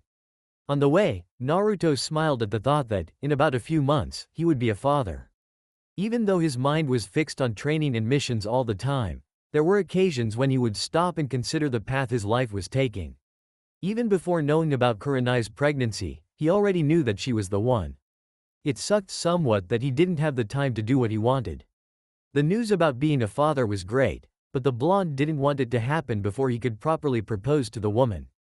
The reason being that doing this after the news would sound as if he was doing just because of the pregnancy, and he was sure Kurenai would think this way. Quickly reaching inside his kunai holster, Naruto sighed in relief as he located a certain scroll. Inside was something of great value that he acquired from a store located in Earth Country a few weeks ago. The store specialized in rare stones, and the store owner even engraved a special message on the stone, which would be activated upon channeling a small amount of chakra. Since Kurenai was an expert on genjutsu, she was used to focusing small amounts of chakra non-stop. Naruto took the advantage of a long-term mission once and acquired the stone. As soon as he entered the hospital, he asked the attending nurse for Kurenai's room. Naruto recognized the woman in front of him as one of the Chase the Demon fan club and frowned at the prospect of having to deal with her, without the black mask on. Right now, though, engaging in heated discussions wasn't his priority. Although, it would be nice to put the damn woman in her place for some unbiased hatred that happened quite a long time ago.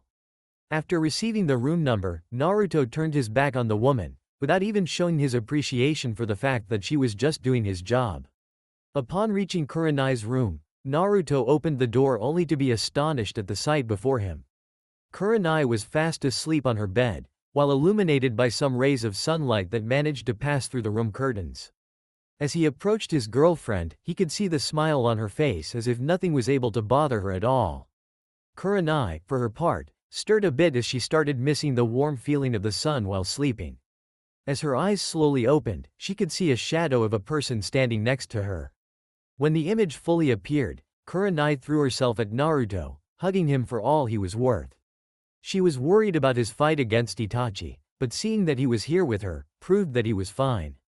Even before she could ask what happened, Naruto placed both hands on her stomach, in an attempt to feel the baby kicking. She allowed him time to swallow the news as he rubbed her belly without his battle gloves. She could see his eyes behind the mask and just knew he was smiling. She was slightly worried that Naruto wouldn't handle the pressure of being a father so soon in his life. A lot has happened since he returned from his trip with Jiraiya. But she could see plain happiness by looking at his eyes, and she knew that he would be an excellent father. Tsunade-sama told me the news, Kurenai-chan. I'm really happy for us. The woman smiled as she caressed his golden locks. It was lucky that she was near me, though. She told me that I was suffering from a high fever, that's why she took me here. The only thing I remembered was talking to her on a bench near her building. The news that Kurenai was ill worried Naruto, but Kurenai waved it off, saying that she was much better now. Don't worry Naruto-kun, I was just worried about your fight. She told me that both facts lowered my pressure and my body couldn't handle the strain. She told me I'll be free to go by tomorrow. That's good to know Kurenai-chan. Good to know. Afterwards, Naruto started telling everything that happened at the fight, including the supreme genjutsu. Naruto knew that Kurenai was hooked at the mention of powerful genjutsus and even the possibility that an unstoppable genjutsu was dispelled by a ninja. Kurenai, for her part, remembered Kakashi's state after receiving Itachi's Mangenkyu Sharingan genjutsu, the Tsukiyomi. It was a blessing that Kyuubi resided in Naruto's body.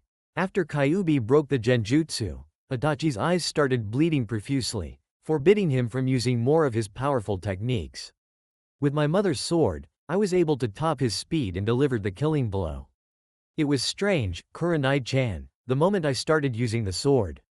I could feel my chakra flow speeding up through my tenketsu, and the amount of chakra I was able to flow through my legs was unbelievable. Itachi couldn't even track my movements with the Sharingan. I heard something about said ability, but never would I have guessed that it was your heirloom. After the report was over, Naruto flinched as his mind started processing how he would go about doing what he wanted to. He guessed that it was like a band-aid, just rip it off. However, his mind went through every possible scenario and he cursed his ANBU training for interfering with his personal life. Just the thought of kurenai taking it the wrong way would be enough for his heart to crumble. However, it was one of those things in life when you can't control it, not matter how you wished to. Reaching inside his kunai holster for the scroll, he unsealed his gift and got on his knees for a split second. She saw everything. "Kurenai-chan," Naruto said, as he opened the small black box to reveal a beautiful diamond ring. The woman's eyes were immediately hypnotized by its beauty. It wasn't exaggeratedly detailed or overly shiny. It was perfect. The ring was made of yellow gold and in the middle of it, she could see a small diamond stone, similar to those found in caves scattered around Earth Country territory. She remembered going once to one of those caves, while on a genin mission a long time ago. However, despite being mesmerized at the sight of the gift, she also realized her boyfriend's intention. "Naruto-kun, are you? Ever since you came back into my life, my feelings for you only rose and now, they are up to the point that I cannot imagine my life without you." Kurenai's heart was pounding as Naruto confessed his feelings to her. "I want you to be with me for life, Kurenai-chan." He took off his mask all of a sudden and stared at her loving red eyes, with all the courage he could muster. "Will you marry me?" By the time he proposed to her, Kurenai's eyes softened. Half of her mind, the analytical one, believed his actions to be justified given the fact that they would be father and mother in less than 9 months. Normally, in this type of situations, the man would take the responsibility of being a father and extending it to being a husband as well. Not for the sake of his or her happiness, but for their offspring. However, the woman knew better than think this about her lover. Naruto may be young in age, but he was more mature than others twice his age. He knew what he wanted and it was her. Also, the fact that she knew that Naruto wouldn't find this type of diamond in Konoha was a plus in her book. For him to acquire it would have happened a few weeks or even months ago, meaning that he was already thinking of proposing, even before the pregnancy news. "Naruto?" She smiled with as much affection as the first time they'd been together. "Just like you, I want us to be with together. Looking 1 year back, I thought we weren't meant to be, but I was delusional. One look in your eyes was enough for my heart to race. And I trust my heart with utmost confidence. Yes, I will marry you, my darling, and raise our children together." As soon as the words left her mouth, she saw the big smile on his face and the bright blue eyes that she always enjoyed getting lost in, facing her. The man in front of her was one of the strongest shinobi in the village, hardened by the missions he went through. Still, she smiled at how happy he was right now because of her acceptance. Naruto and Kurenai immediately shared a hug together, before the blonde asked for her hand so that he could give her the ring. "I asked the man for something special just for you, Kurenai-chan. Please channel a bit of chakra into the ring." She wondered what could possibly happen, but did exactly what Naruto asked her to do. The surprise manifested in front of her like a show of magic. Slowly, as she focused a thin line of chakra, a message was being written on the diamond's sides. On the right side, the word "red" was soon finished, before the word "rose" was written on the left side of the diamond. Kurenai had to put her hand in front of her mouth so that Naruto wouldn't see her gawk at the surprise. She remembered hearing these 2 words 2 times in the past and she wished the blonde said it more often, although she never complained about the lack of romance between the two. At least once a week, Naruto would whisper something romantic to her ear, whether they were on the street or cuddled up inside either his or her apartment. "Naruto-kun, this is wonderful. I've never seen it before. It must have cost a fortune. I'm glad you liked it." Naruto was interrupted by someone clearing her throat and looked towards the door to see Tsunade there with a huge grin as she looked at the couple. The blonde immediately bowed in respect to the Hokage, while Kurenai, since bedridden, bowed her head slightly for appraisal. Tsunade dismissed the formalities, before approaching the other side of Kurenai's bed. She could see the ring on Kurenai's right hand and smiled at remembering the scene of Naruto proposing to the older woman, as soon as she opened the door. They were so engrossed, that neither of them felt her arrival. She couldn't be happier that they hadn't turned to meet her. "Congratulations you two once more, it seems that not only you'll be mother and father, but husband and wife as well. Now Naruto, I came here for us to discuss your future and Kurenai's." She will be off duty of course, as I expect that she will come to the hospital at least once a week for a checkup.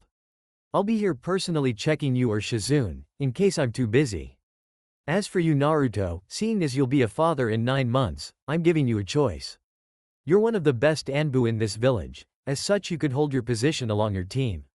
Or, given your service to the village, you have enough points to be an elite Junin. You don't have to choose right away, think it through and tell me tomorrow. Now, a nurse will soon arrive and give you one final check, kurenai. After that, you're free to go. I'd advise, though, that you two start making arrangements for the future. Naruto seemed to contemplate Tsunade's offer, leaving kurenai to thank the Hokage. She knew what her fiancé was thinking about. After Tsunade left, it didn't take 5 minutes before the nurse came and analyzed kurenai's condition. Another 10 minutes and the couple was now leaving kurenai's room. They couldn't leave the hospital together, otherwise Naruto's cover would be blown. Therefore, she turned to Naruto, now with his mask on, and laid a kiss on it. I'll be at home Naruto. Bring dinner at 8 so we can talk about everything, including your career. The blonde in turn just smiled, before giving her one last hug and left in a shunshin. At the ANBU HQ, quickly summoning a couple cage bunchins, Naruto immediately attacked them with particular finesse as he dashed through them. In less than a few minutes, he managed to beat 10 of them. He had a lot in his mind to grasp. Ever since he came back from rescuing Sasuke, the ANBU mask was his companion. He felt complete wearing it, it felt right, he reasoned. By all means, he wanted to march to Tsunade's office and say that he wanted to remain as an ANBU. However, thinking about the type of missions he undertook on a regular basis, the enemies he faced, his current job was dangerous. Before, he shrugged it off, saying that aside from kurenai, it was worth it. Now, though, 2 new members would arrive in 9 months and they would depend on him for proper care and such. A ghost replica of himself soon appeared in front of him as they danced in the middle of the training ground, each one parrying the other's blows. Naruto knew from other members that the fear of dying in battle wasn't for the ANBU, but their respective families. Some were afraid to die and leave them alone, without a father or mother. He now knew what they were talking about. The replica began a few hand signs, before a water dragon charged at Naruto. Quickly evading the technique by jumping to the left, Naruto focused chakra on his limbs as he took his ninjutsu. The replica was surprised and didn't move in time, before he was impaled by Naruto's sword. I figured you'd be here, Naruto. The voice of Kakashi awakened him from his daily slumber. I was just sorting some stuff, that's all, Naruto said, as he placed the sword inside the scabbard and approached Kakashi's position. He could see the smile on Kakashi's face, which meant that the man already heard the news. Kakashi, for his part, knew it from the Hokage who trusted him enough to share Naruto's life with. However, he also knew that Naruto would have to make a choice just like every ANBU who was about to have a family. Thus, he came in order to help his student through this life bifurcation. He already spoke with Hawk and Bear and both of them were okay with whatever Naruto chose. Kakashi smiled at that. These 3 made a nice unit, one of Konoha's best actually. First of all, congratulations on both accords Naruto. Kurenai is a nice and beautiful kunoichi. No doubt, you both were meant for each other, thanks sensei, but that wasn't the reason you came here, isn't it? Kakashi faked being saddened by his student's words, but Naruto let out some laughs at his expense. Indeed, it wasn't. Tsunade-sama told me of your choices now. And I was hoping to help you, since I know more than most, what it means to let go of the mask and step out of the shadows. In truth, besides Itachi, Kakashi was the only man Naruto knew was an ex-ANBU. However, even as a Junin, Kakashi was always the mysterious type, just like Itachi. Both of them held so many similarities now that actually scared Naruto. Aside from Itachi going rogue and joining Akatsuki, his and Kakashi's records were the same. Even the skills matched, because of Kakashi's Sharingan. This mask has been with me for almost 2 years now. I look at my reflection in the mirror and it's there, even though I'm not wearing it. How could I just let that go? Also, with the babies coming, I can't just go on ANBU level missions anymore and risk being killed. They would need me, Kurenai would need me at home. I just don't know what to do, Kakashi-sensei. The scarecrow ANBU nodded and placed his right hand on Naruto's left shoulder. Naruto was growing up faster and now, His life came to one of those decisions which no right answer would ever be found. It was just a matter of listening your heart and mind. Believe me, Naruto, I understand what you're going through. Right now, there are two doors in front of you, which will lead you through different paths. The point is, no matter how much you think about it, you won't be able to choose the right one. Not even using your Kage Bunshin. It's one of those times when you must let your heart do the choosing. Your ninja side will no doubt point out the pros and cons of both situations, as expected of a high-caliber shinobi. But right now, you must choose as a normal human being. This isn't a mission, it's your life. Naruto remained in silence after Kakashi's words. However, Kakashi knew that the blonde's choice by now. Once an ANBU, always an ANBU Naruto. A familiar voice startled Naruto and Kakashi, before they turned to the door, only to see their comrades Hawk and Bear. We are family the minute you join the ranks, even if you leave afterwards. You have something to protect now, besides yourself and your teammates. None of us would expect you to continue to wear the mask you so proudly carried through the last 2 years. We can have our daily spars outside the ANBU Corps, you know. There are lots of hidden training grounds out there that no one thinks of exploring. Naruto laughed at his friend's words and appreciated the advice. It won't be as fun without you around, that's for sure. I just wonder whom Yamato will place in our team as your replacement. Naruto smiled at that as well. He made a family here in the ANBU Corps, and Hawk was right. Once an ANBU, always an ANBU. Kakashi couldn't help but smile at the scene of these three. He once hoped that the same feeling was shared by his genin team, but now that he thought about it, back then, it was the worst possible choice for a team. He smiled once more, before reaching for a small scroll hidden inside one of his pant pockets and released a hidden item, which surprised the three ANBU a bit. Since you've already made your choice, I'd like to give you a small gift that will certainly come in handy while being an elite Junin. Kakashi threw the item for Naruto to catch, before the blonde analyzed it. It was a black face mask, similar to Kakashi's blue one. Looking at his sensei, he could see the proud smile on his face, which wouldn't leave for a while, and he smiled in retribution for what Kakashi did for the blonde. At least, you won't have to show your whisker marks to people, meaning that those who don't know you won't recognize you. Thanks a lot, Kakashi-sensei. You've been with me through every step in my life and career, and I appreciate it more than I can explain. A lone tear escaped his eyes as he looked at his sensei and friend. It was a pleasure, Naruto. At first, you were my genin student, quite obnoxious and hyperactive beyond normality. Now, though, you became a friend. No matter what happens to you, you can always come to me. Afterwards, the both shook hands together, sealing forever their friendship. It didn't take long for Hawk and Bear's hands to join theirs as well. Once an ANBU, always an ANBU. At Kurenai's apartment, at precisely 8, Naruto arrived with some sushi for her and his fiancée. Kurenai smiled at his presence, while wondering what changed his mood for the better. She knew about Naruto's interaction with his black mask, and simply taking it away couldn't be easy. Despite it all, she knew he would be able to overcome this obstacle and grow up both in skill and humanity. Her soon-to-be husband was strong and won't be deterred by it. Good evening, Kurenai-chan. I brought some sushi for us. Where can I put it? Wow, Naruto, you brought too much. Even you couldn't eat it all. Kurenai smiled as she set the table for 2 plates, wondering why Naruto bought more sushi than they could eat.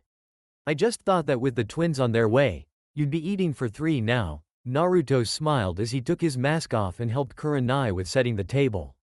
The woman, for her part, smiled at the blonde's idea. Surely, with the pregnancy, a woman is expected to eat more for the baby. In this case, 2 babies. After setting the table, the couple happily ate it, and Naruto found that he was right. Kurenai couldn't stop eating the delicious sushi and sashimi that stood before her. Even the small tamakis didn't stand a chance against a pregnant woman. Naruto was beginning to wonder if he needed to buy more when Kurenai finished eating. Well, that was delicious, Naruto-kun, but it's still too much food left. Give it to me, then. I'm still hungry. After dinner, Naruto and Kurenai began discussing plans together, seeing as in 9 months, their new family would grow. The blonde told her about his conversation with Kakashi, and she was happy that he managed to choose.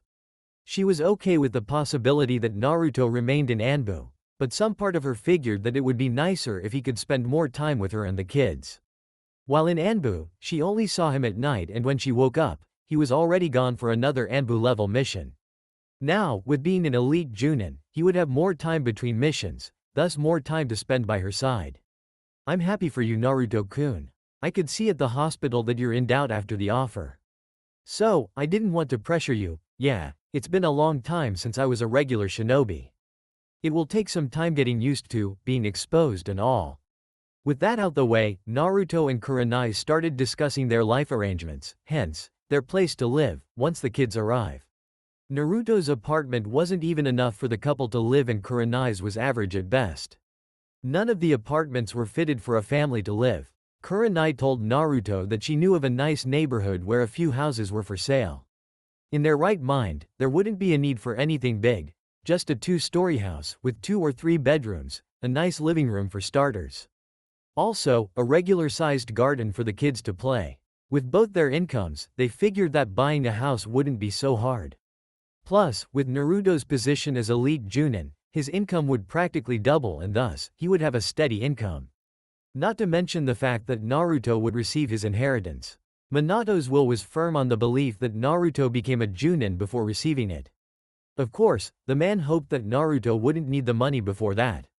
But Naruto managed in the end, with his job. Naruto, then, began to study the available houses and smiled at Kurenai's most devious plan. Most of them were located near Anko and Yugo's clan houses. However, it was indeed better since she would have help from them in taking care of the twins, while he was on a mission.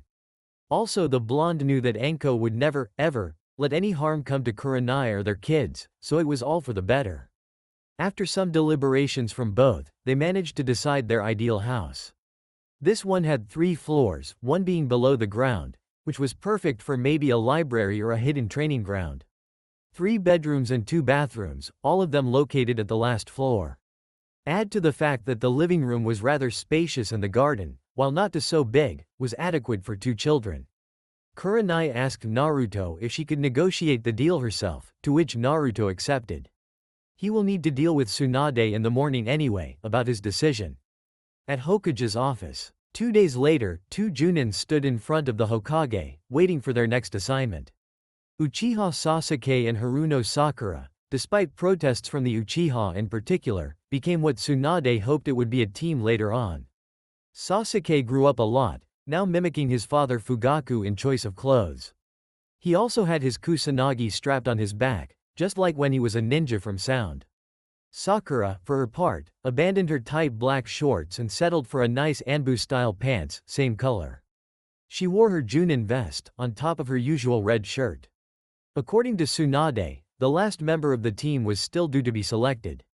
So, while they waited, Sasuke and Sakura performed missions with different Junins, even a seasoned Chunin on occasions. Reporting for mission, Tsunade-sama, Sakura said, with such a cheerful demeanor that contradicted with Sasuke's normal broody one. "Ah, I have the perfect mission for you too, now where it is." "Ah, I found it. Tsunade-sama, any news about our third member?" After hearing the question, Tsunade smiled at the memory. Flashback on. Tsunade was busy sorting out the mission pile, when she sensed someone teleporting inside her office. Said chakra was familiar, she reasoned. When the small tornado ceased, Black Wolf ANBU stood with his arms crossed. Today was the day Naruto came to tell her his choice. His ANBU armor was pretty damaged and a few cuts could be seen on his left arm from a scouting mission his team performed last night, which turned to engaging an A-ranked missing nin from Kirigakure, who was trying to infiltrate the village. "I guess you already made your choice, Naruto? As much as it pains me to take off this mask, I now must make the best choice for my family." Tsunade smiled at his proclamation. "It was a wise choice, Naruto. I'd like to extend once more my congratulations for your new family. Also, congratulations on your new status as elite Junin of this village. You may take your mask off now." Naruto nodded, before slowly holding his mask and removing it from his face, revealing to Tsunade his black mask that covered half of his face, including his birth whisker marks. "As it turns out, I have an opening spot for a special Junin team I've assembled. I believe you'll fit nicely. Report here tomorrow, same time." Dismissed. Flashback off. As a matter of fact, Sakura, "Yes, I believe I found your third member and he's due to arrive in approximately 2 minutes." The statement surprised Sakura and Sasuke. To think that said man had such sense of punctuality was unheard of. However, the knock on the door showed proof of what Tsunade said. After the permission from the Hokage, the door opened to reveal a Junin, from the looks of it. However, it didn't take 2 seconds before they recognized the third member's identity. Of course, the blue eyes and blonde hair was a dead giveaway, but the mask that covered his face was new. Naruto, for his part, pretended not to be surprised upon seeing his old teammates waiting for him at the Hokage's office. However, by the looks of it, it seemed that these two were part of the team Tsunade spoke about and he was the third member. Uzumaki Naruto, reporting for Mission Tsunade-sama. His tone was neutral, which surprised both Sasuke and Sakura. What surprised them more was the lack of intimacy that one would expect from being on the same genin team a couple of years back. Sasuke remembered his fight with Naruto, and how fiercely he fought to bring him back to the village. Looking at his back, now, Sasuke couldn't recognize him. He half expected the blonde to simply turn and give him thumbs up or his goofy smile, but nothing happened. Sakura, for her part, looked at his back and could sense the power he emanated. She remembered the time he passed the ANBU Junin exam and wondered if Team 7 would reunite once more. Good, now that the team is assembled, there is a B-ranked mission for you to perform. Sakura here will be the leader, as said mission involves Konoha Hospital. There is a village near Omegacure's borders that more often than not, sells powerful medicine to us. Your mission is to go there and acquire the medicines. Be careful, though, Omegacure is a mess right now, probably some missing ninjas around the area. I expect great things from this team. Dismissed. Afterwards, the three vanished in a shunshin, before Naruto appeared once more, like Tsunade expected him to. What you think? The Hokage asked, before she saw Naruto's smile behind his black mask. I think it's going to be a disaster, however, you won't be hearing any objections on my part. Upon hearing this, Tsunade couldn't help but smile as well. You didn't tell him yet, did you? About Itachi's letter, I haven't decided yet. I'll have to run it with my advisors, seeing as they are involved in this as well. Naruto nodded and was about to leave once more, before he turned to the Hokage. In case he doesn't take this well and decides to retaliate, I won't think twice in dealing with the situation appropriately. Tsunade could sense the seriousness behind his statement and nodded. When a Junin rebels against his Hokage, I won't expect anything less of you, Naruto. With that, Naruto vanished once more towards the gate where Sasuke and Sakura would be waiting for him. The path ahead was clouded for now. Akatsuki received a huge blow from Itachi's betrayal and their lack of numbers. However, Naruto couldn't put it past him that the threat still remained. Also, seeing as he had a family now, he couldn't allow the possibility of that damned organization going after Kurenai or his children. Another thing was this new team of his. I only hope that history doesn't repeat itself. And that concludes the final part of this story. Thank you for spending your time here at Ichiraku Ramen and listening all the way to the end. Your support helps keep these stories alive and allows the shinobi world to continue through new adventures and alternate timelines. If you enjoyed Lone Wolf, don't forget to like the video, subscribe to the channel, and turn on notifications so you don't miss future stories. Once again, full credit goes to Anime Enthusiast, the original writer of this story. If you would like to read the original version, you can find the link to the story in the description below. Let me know in the comments what story you would like to hear next. Until the next time, stay safe, and I'll see you again at Ichiraku Ramen.